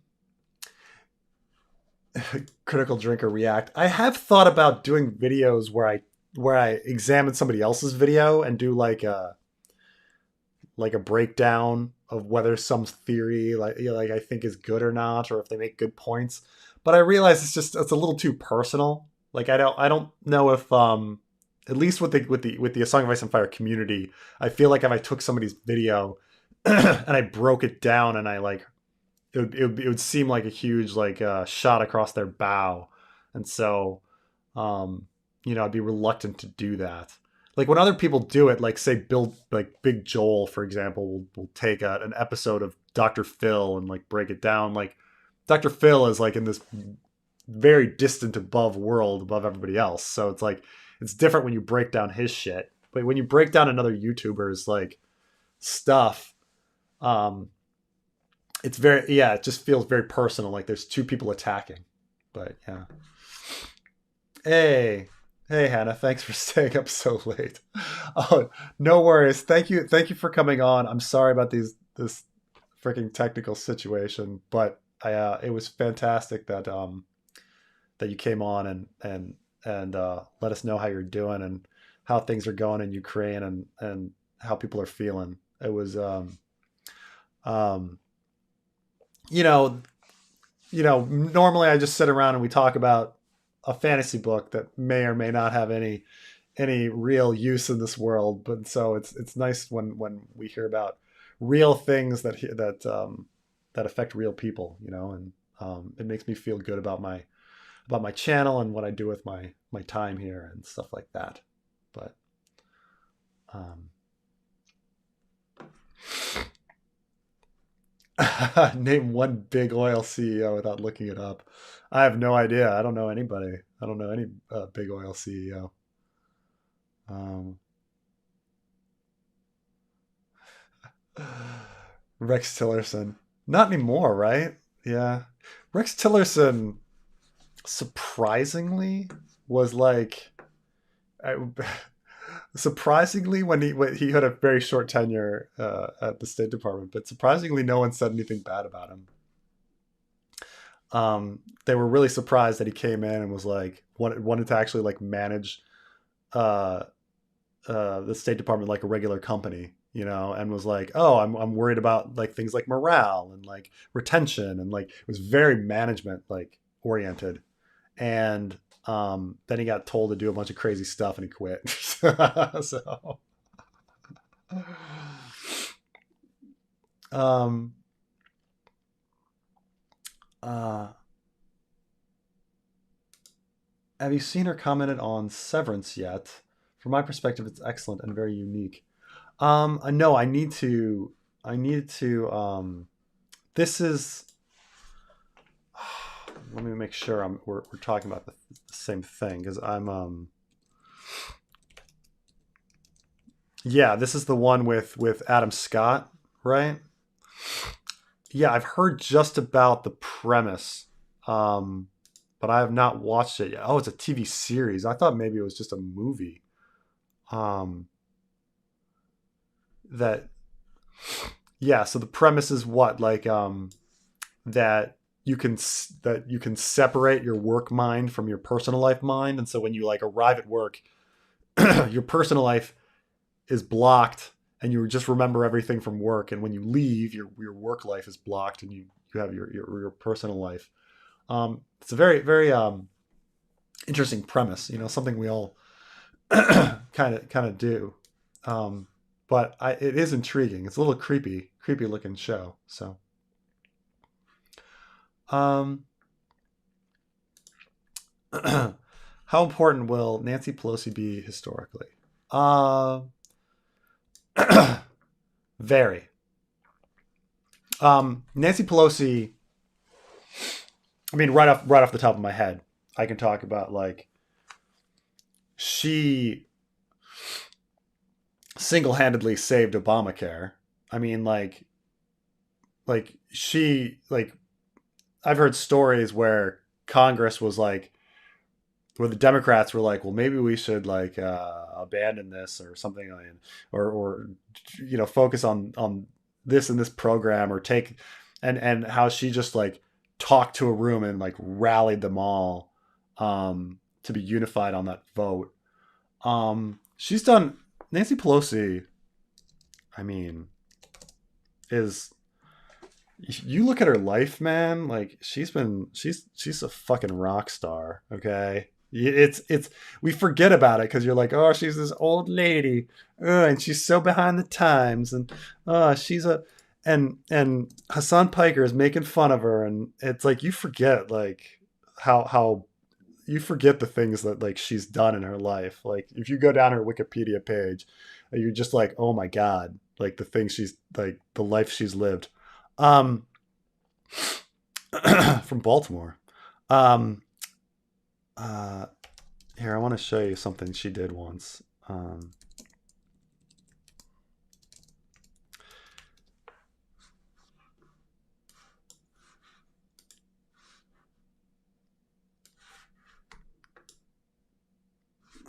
So, in 1991, this is after Tiananmen, like a couple years after Tiananmen, she traveled to China and then went to Tiananmen Square and then unraveled this pro-democracy banner in the middle of Tiananmen Square. And this, if you guys like remember these military exercises that were being done around Taiwan because of Nancy Pelosi's visit, one, it's because of her position because it was so high up, but two, it was because of this. She made this statement, as this politician, where this foreign policy doesn't really win you any points in America. But she decided, go into the middle of Tiananmen Square and unravel this pro-democracy banner, like. And yeah, the Chinese definitely remembered that when they were like making a big stink about her visiting Taiwan. Like she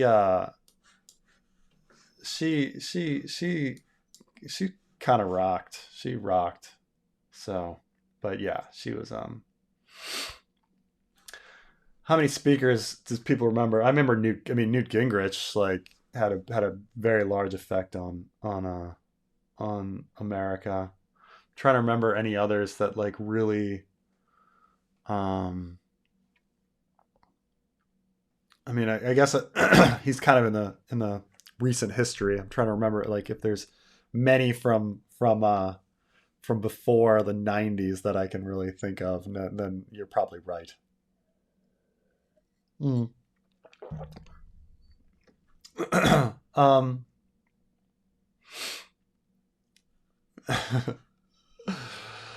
I was pro Obamacare, and I don't even remember her role in it. She just it was about her ability to gather and get people together.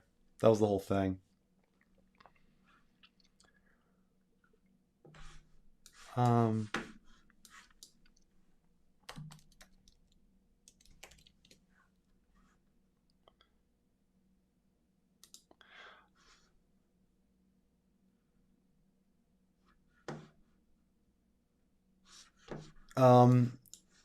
Yeah, wasn't Obamacare nicknamed Pelosi Care or something? It was actually for a little bit. I mean, it obviously didn't catch on, but there was some time where people like tried to put it on Pelosi and call it, like, keep in mind that like Obamacare, the Republicans came up with this term to try to trash Obama, to make it his. Um, to Obama was calling it the Affordable Care Act, and so they all decided like, oh, you know what, this is gonna be really unpopular. Let's just call it Obamacare and hope it sticks. And it did, but it ended up being really popular. So now everyone knows it as Obamacare. So it's.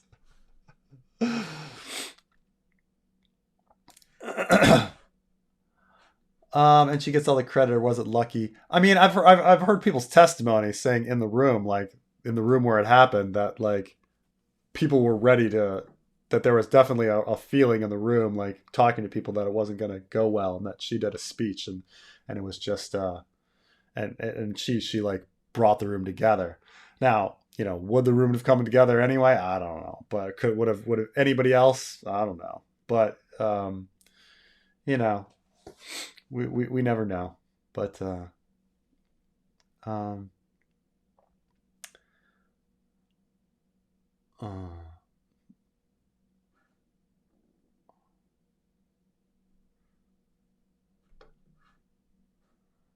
I don't know. Look up Paul, like I were talking about like Paul Pelosi getting his head hit in with a crazy right wing extremist with a hammer. Like that's a good story. Is that that that's some funny stuff? Yeah, you think it's funny? So funny. Yeah, old man got his head hit in with a hammer. Yeah, yeah, that's yeah, good story, man. Good. Yeah.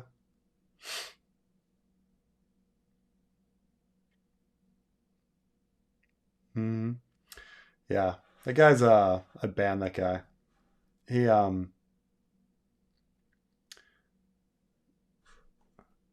should have been called Romney Care. There's some truth to that. Um Romney had a similar plan in Massachusetts before that, and a lot of Obamacare was designed on that. It's not not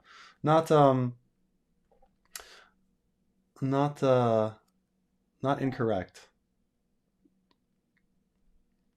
but yeah. I know, man. I know that somebody could get like hit in the head with a hammer, and like the first thing is like, I mean, Elon Musk fucking did this, right? Like this is how fucking crazy it is, right? Elon Musk, the richest man in the world, decides to post like that this old man getting his head hit in with a hammer was like, actually, it was his gay lover. No, like what the fuck, Elon Musk, you disgusting piece of shit. Like, what the fuck is wrong with you? What the fuck is wrong with you, Elon Musk? Oh man. um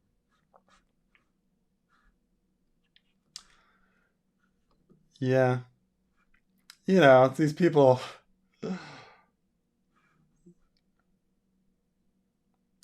I ended up catching my first ever live. Love your stuff, Press. I've been following you for years. Thank you. You're catching me right at the end. It's late. It's late for me right now. Kind of a weird night. We started with Hannah, and we had some technical difficulties, but we had a good conversation, and then there was my internet crashed in the middle, and we came back. So you know. They should have included the public option on Obamacare. I completely agree. The I mean, I'm a Medicare for all kind of person. Like, uh, so, but you take what you can get. You can take what you think is, politically feasible. I think like what 30 million people are on Obamacare now. 30 million people. Like 10% of the country. Like, it's pretty crazy. Now that we think about it, like how big and important that was. So, um, uh,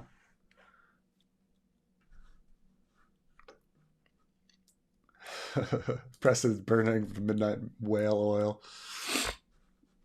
oil. Um. Oh, did I take down my old live stream recordings?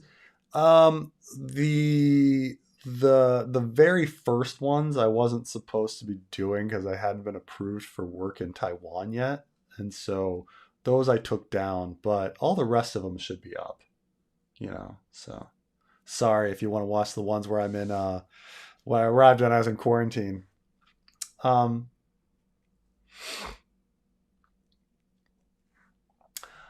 um, this is where Democrats go wrong and alienate moderates. When they say stuff like Republicans, conservatives are evil, it makes us look angry and unreasonable because we're not all demons. Um, I don't know. I don't know. Like, I don't know if you're really alienating moderates with the statement. I don't know how many moderates are left. But I mean, Republicans have a real have a real problem right now. I mean, if we're talking about like denying democracy, like election denying is pretty fucking crazy. It's pretty fucking evil, and the repeal of Roe v. Wade is pretty fucking evil. So like, it's really and then when the loudest people in the party are people like you know Marjorie Taylor Greene, and the Republican Party doesn't do anything to control or put those people in the in their place. Um, it's I don't see anything like that. Uh, on the Democrat side or anything like that. You can't like pick out a massively evil movement like that. Um, like the Republicans didn't impeach Trump like after an insurrection.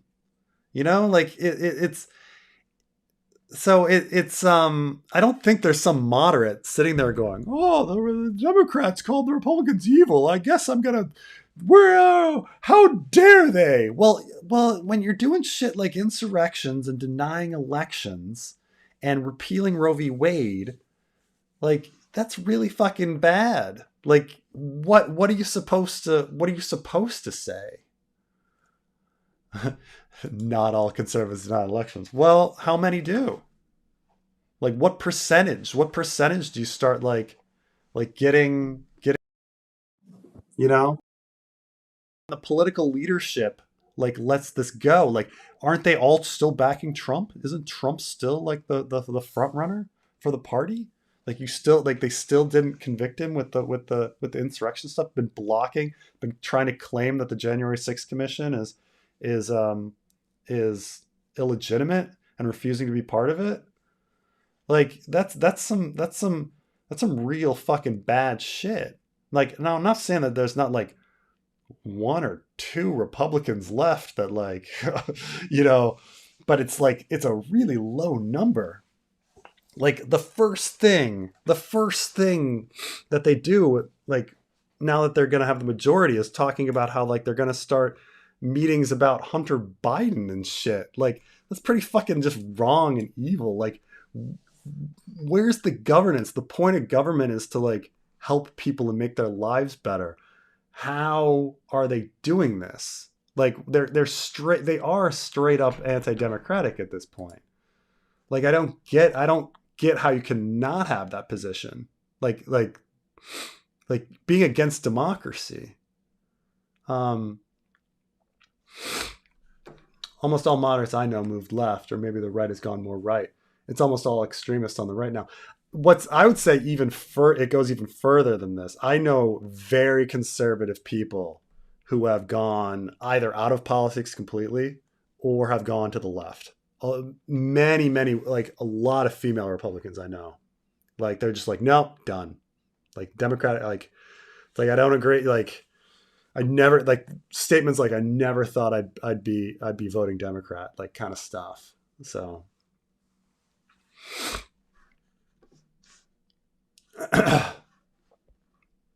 oof. My foster father blamed BLM for January 6th and said it wasn't the Republicans. We didn't talk for almost a year. Yeah, and sadly that's like a common thing, right? Like I love this. Not all Republicans, give me a break. It's true. Gerrymander. In fact, Republicans' pickups in the House are actually all due to, well, not each one, but like because there was the issue in New York. Republicans doing very well in New York, but for I think their majority is attributed to gerrymandering. Like if they hadn't gerrymandered, they wouldn't have gotten it. I mean, I don't understand what the point is. Like is this like the story of Lot with Sodom and Gomorrah? Like go into the town and try to find like one noble man? Like I can't do it. Like you did like the Republicans like like what are they bringing forward that's like good when they're defending Trump and when they're denying the January 6th commission and like the insurrection and all this kind of stuff, like um how am I supposed to feel about that, right? Yeah, this is the other thing, like rifles at the ballot box. These guys like I mean, and granted that's more anecdote. Like these guys in Arizona and their pickup trucks, like they're not part of the Republican Party. They're just conservatives. So I mean, conservatives are pretty fucking crazy, but yeah. Um,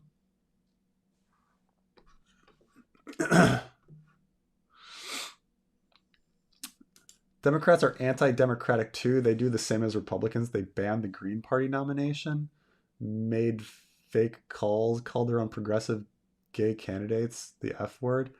What do you mean ban the Green Party? I don't know what you mean by that.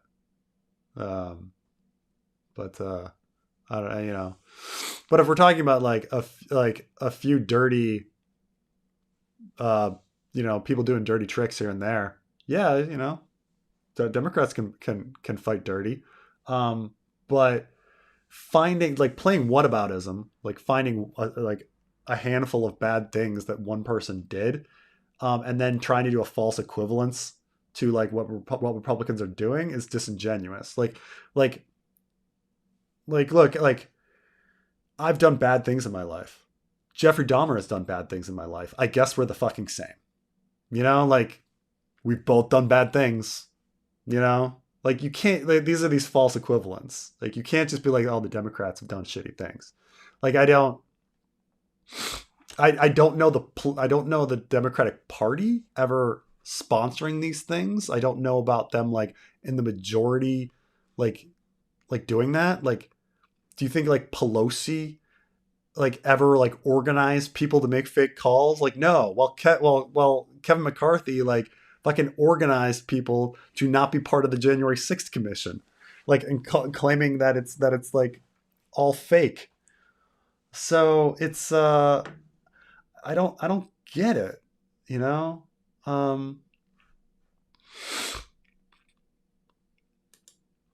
I'm not saying that some of them aren't wrong, but when you stereotype groups like that bad shit happens. It furthers their resolves. It makes you look like they're unwilling to allow people to disagree. Ah, I mean, at what point? At what point can you blame the organization? Like, I mean, like let's be really cheap and be like the Nazi example. Okay, so Schindler was a Nazi, right? So he was a good Nazi. So I guess not all Nazis, right? So like, so we can't say that like all Nazis were evil because Schindler was a Nazi, right?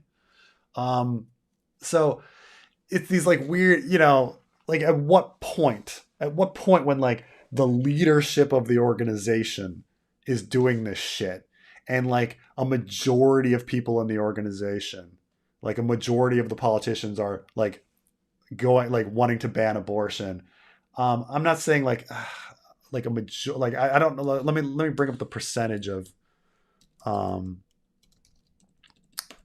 percentage of House Republicans that are election deniers.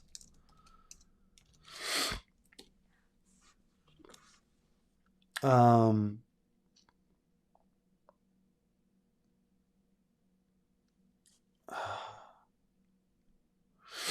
60% of Americans will have an election denier on the ballot. Jesus Christ. Huh. Nearly 200 Republicans questioned or denied the results of the elections, but I don't know if that's like on a local level. Let me see.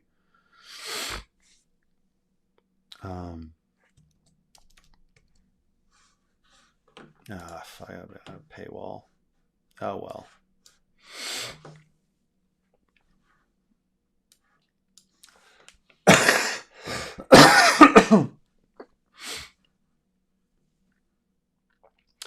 Yeah, there are conservatives who don't agree with Trump or repealing Roe v. Wade, but their numbers are decreasing. Yeah, that's the other thing. But picking out extremes, is Trump the extreme? I mean, does Trump represent the party? I mean, I'm not just like picking out the bad apples. Like I'm talking about Trump, right? Like isn't Trump like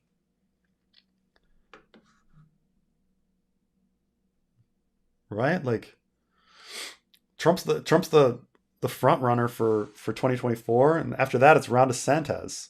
Like a guy who was shipping was lying to refugees and shipping them to Martha's Vineyard. And I mean, like what the and, like passed a bunch of don't say gay bills in Florida and like what are we going at? I'm not looking at normal blue collar conservatives. Like what do they care about? Like what are the Republicans giving to these blue collar conservatives? Like I don't understand like what like the only thing the Republicans are providing them is some anti-gay rhetoric and anti and like kind of stuff. It's just mm,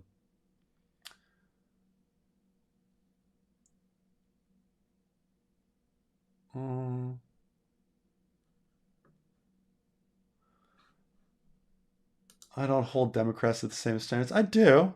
I mean, Maryland, where I'm from, is heavily gerrymandered for Democrats, but the Republicans just do it more. Um, but you got to fight fire with fire while it's there. I mean, if there were like a national bill to like stop gerrymandering, like I'd be all for it. The Supreme Court had their chance, and or the Republican majority there keeps like denying, like rejecting gerrymandering. I mean, or keeping gerrymandering going. Like Democrats don't do gerrymandering to the same degree as Republicans because, well, one, like Republicans have more governorships and more controls of the state legislature, so there wasn't even an opportunity. But like you like yeah, Democrats gerrymander, but they don't do it as much. Like, and there was a chance these bills went forward, these cases went forward, and the Republican controlled Supreme Court is the thing that stopped it. So it's definitely the Republicans doing. Like they owned it at that point. The Republican Supreme Court owned it. It's just not there.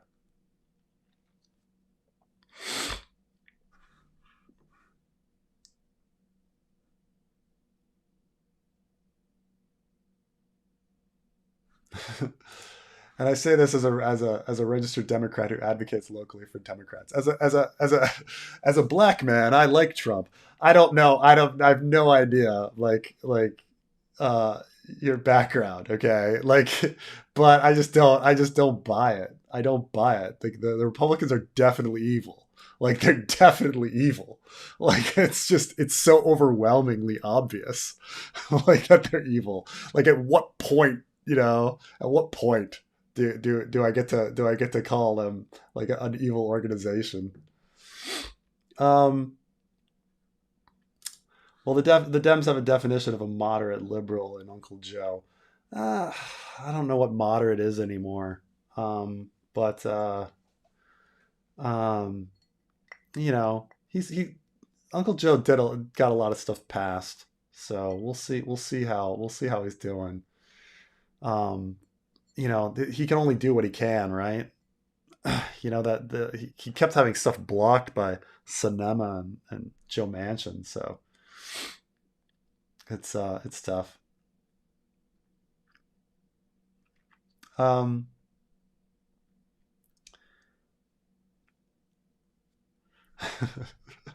in my experience, rank and file blue collar conservatives want to troll owning the libs. It's true. That's what I tend to run into too. Um, you know, I this sort of like mythical guy who works at the steel plant who's like, man, I just want to get by and I just need some low taxes.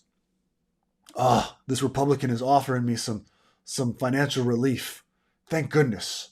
Or the guy who's just like, I'm just trying to get by and inflation is killing me. And the Democrats with their spending plans, like, we got to stop this inflation. Like, I just don't think those human beings exist. Like, it's such a weird mentality that someone would come to that conclusion that, like, I need to put in Democrats in order to because I'm a blue collar conservative who needs just a few more dollars to get by, or I'm really worried about inflation and the price of gas, and therefore I'm gonna elect a Republican who can somehow magically stop inflation. Like, they always like invent these like narratives that don't really exist. And when I run into conservatives, they tend to be like, "You're exactly what." I mean, I I joke that there's three types of conservatives. There's religious freaks, selfish pricks, and fucking assholes. So the religious freaks, I admit, some of the religious freaks are very nice people, but they've been brainwashed their whole life to believe that, like, abortion is wrong. So, and that the Republican Party is the party of Jesus. Like, they don't even think about it. Like they don't have any hatred in their heart, but that's just the way they've just been brainwashed. While the selfish pricks, like, they tend to be really rich people that are like, no, I do just want low taxes. I don't give a fuck. Or they have some sort of weird special interest, like like the Republicans are giving money to this and this cause. And then, yeah, the fucking assholes. And keep in mind, my brother is one of them. Yeah, they're just dicks. Like, they want to invade Iraq because it would be fucking great to fucking beat down a bunch of Muslims. And it's like, oh my god, like, that's really like their attitude, like owning the libs. Yeah, I got you. um I meet a lot. I do meet them. Preston says something good about Trump. I mean, he's charismatic. People seem to like him. um that's about it. He's a pretty horrible human being. um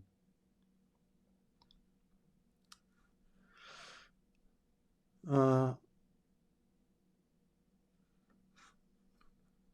Yeah, they exist, but the amount of people who vote because of economics gets smaller every election. Yeah, and even if they were voting that way, they have like some sort of weird idea of economics, because it's just not it's just not how things work. These politicians don't have control over things like inflation. Um,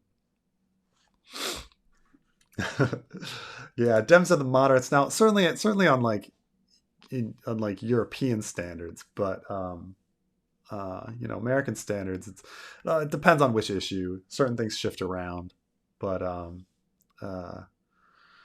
but yeah, let's invade everybody. We're America. The Ribs are giving money to minorities and taking away my job. Yeah. Would you say your brother is a demon? Yeah, I would. My brother, he doesn't care about people. He doesn't care about like improving the world. He doesn't care about that kind of stuff. Um, you know, it's all about him. Let everything else burn. Uh,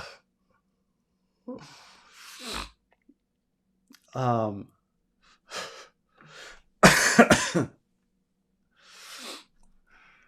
uh, um,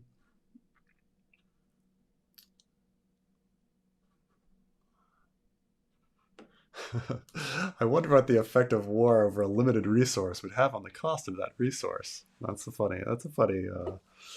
This is the idea that, like, if there's a war over oil, the price of oil is going to go up, and so all of these companies are going to make massive profits in the short term.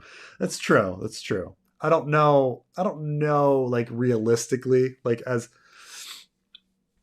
how much uh they actually, like, conspire to do this. Like, I understand that, like, yes, that's in their best interest and that was the result and they did make a lot of money.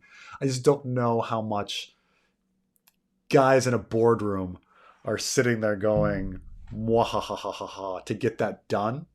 Like, I guess I still, like, give them, even though I shouldn't, I give them the benefit of the doubt that they're not, like, sitting around going mwahaha, let's start a war in order to increase prices in order to make more profits, you know? Like, I get it, but for some reason I'm still, like, anti-conspiracy in that sense, you know? um Interesting how siblings could be so different. Yeah, he's a very, very different human being. He's very, very shy. He's very, very quiet. Um, he hasn't really traveled very much. Very, very different man. Were you conservative like your brother before you traveled? No, not really. Um, Keep in mind, my liberalism started as more of, like, environmental hippie kind of liberalism. Like, I used to spend every summer camping when I was young, and so I just kind of became really focused on environmental studies. And when I went to college, like, I studied economics and then picked up environmental studies as a double major. And I really thought I was going to go into government and, like, work for the EPA or something. Um, and so I knew I was going to go to grad school for public policy, and I I but then I did a couple of years travel, in China, and got more interested in international relations after that. And so that became kind of my issue. Environmental stuff was also very depressing. I just felt like, oh God, like, we're all just, it's hopeless, So I've always been kind of liberal. Um, the I went to a very conservative school though, but keep in mind that, like, when you're raised atheist and stuff like that, and it's it's not hard. It's not hard to end up that way. So um,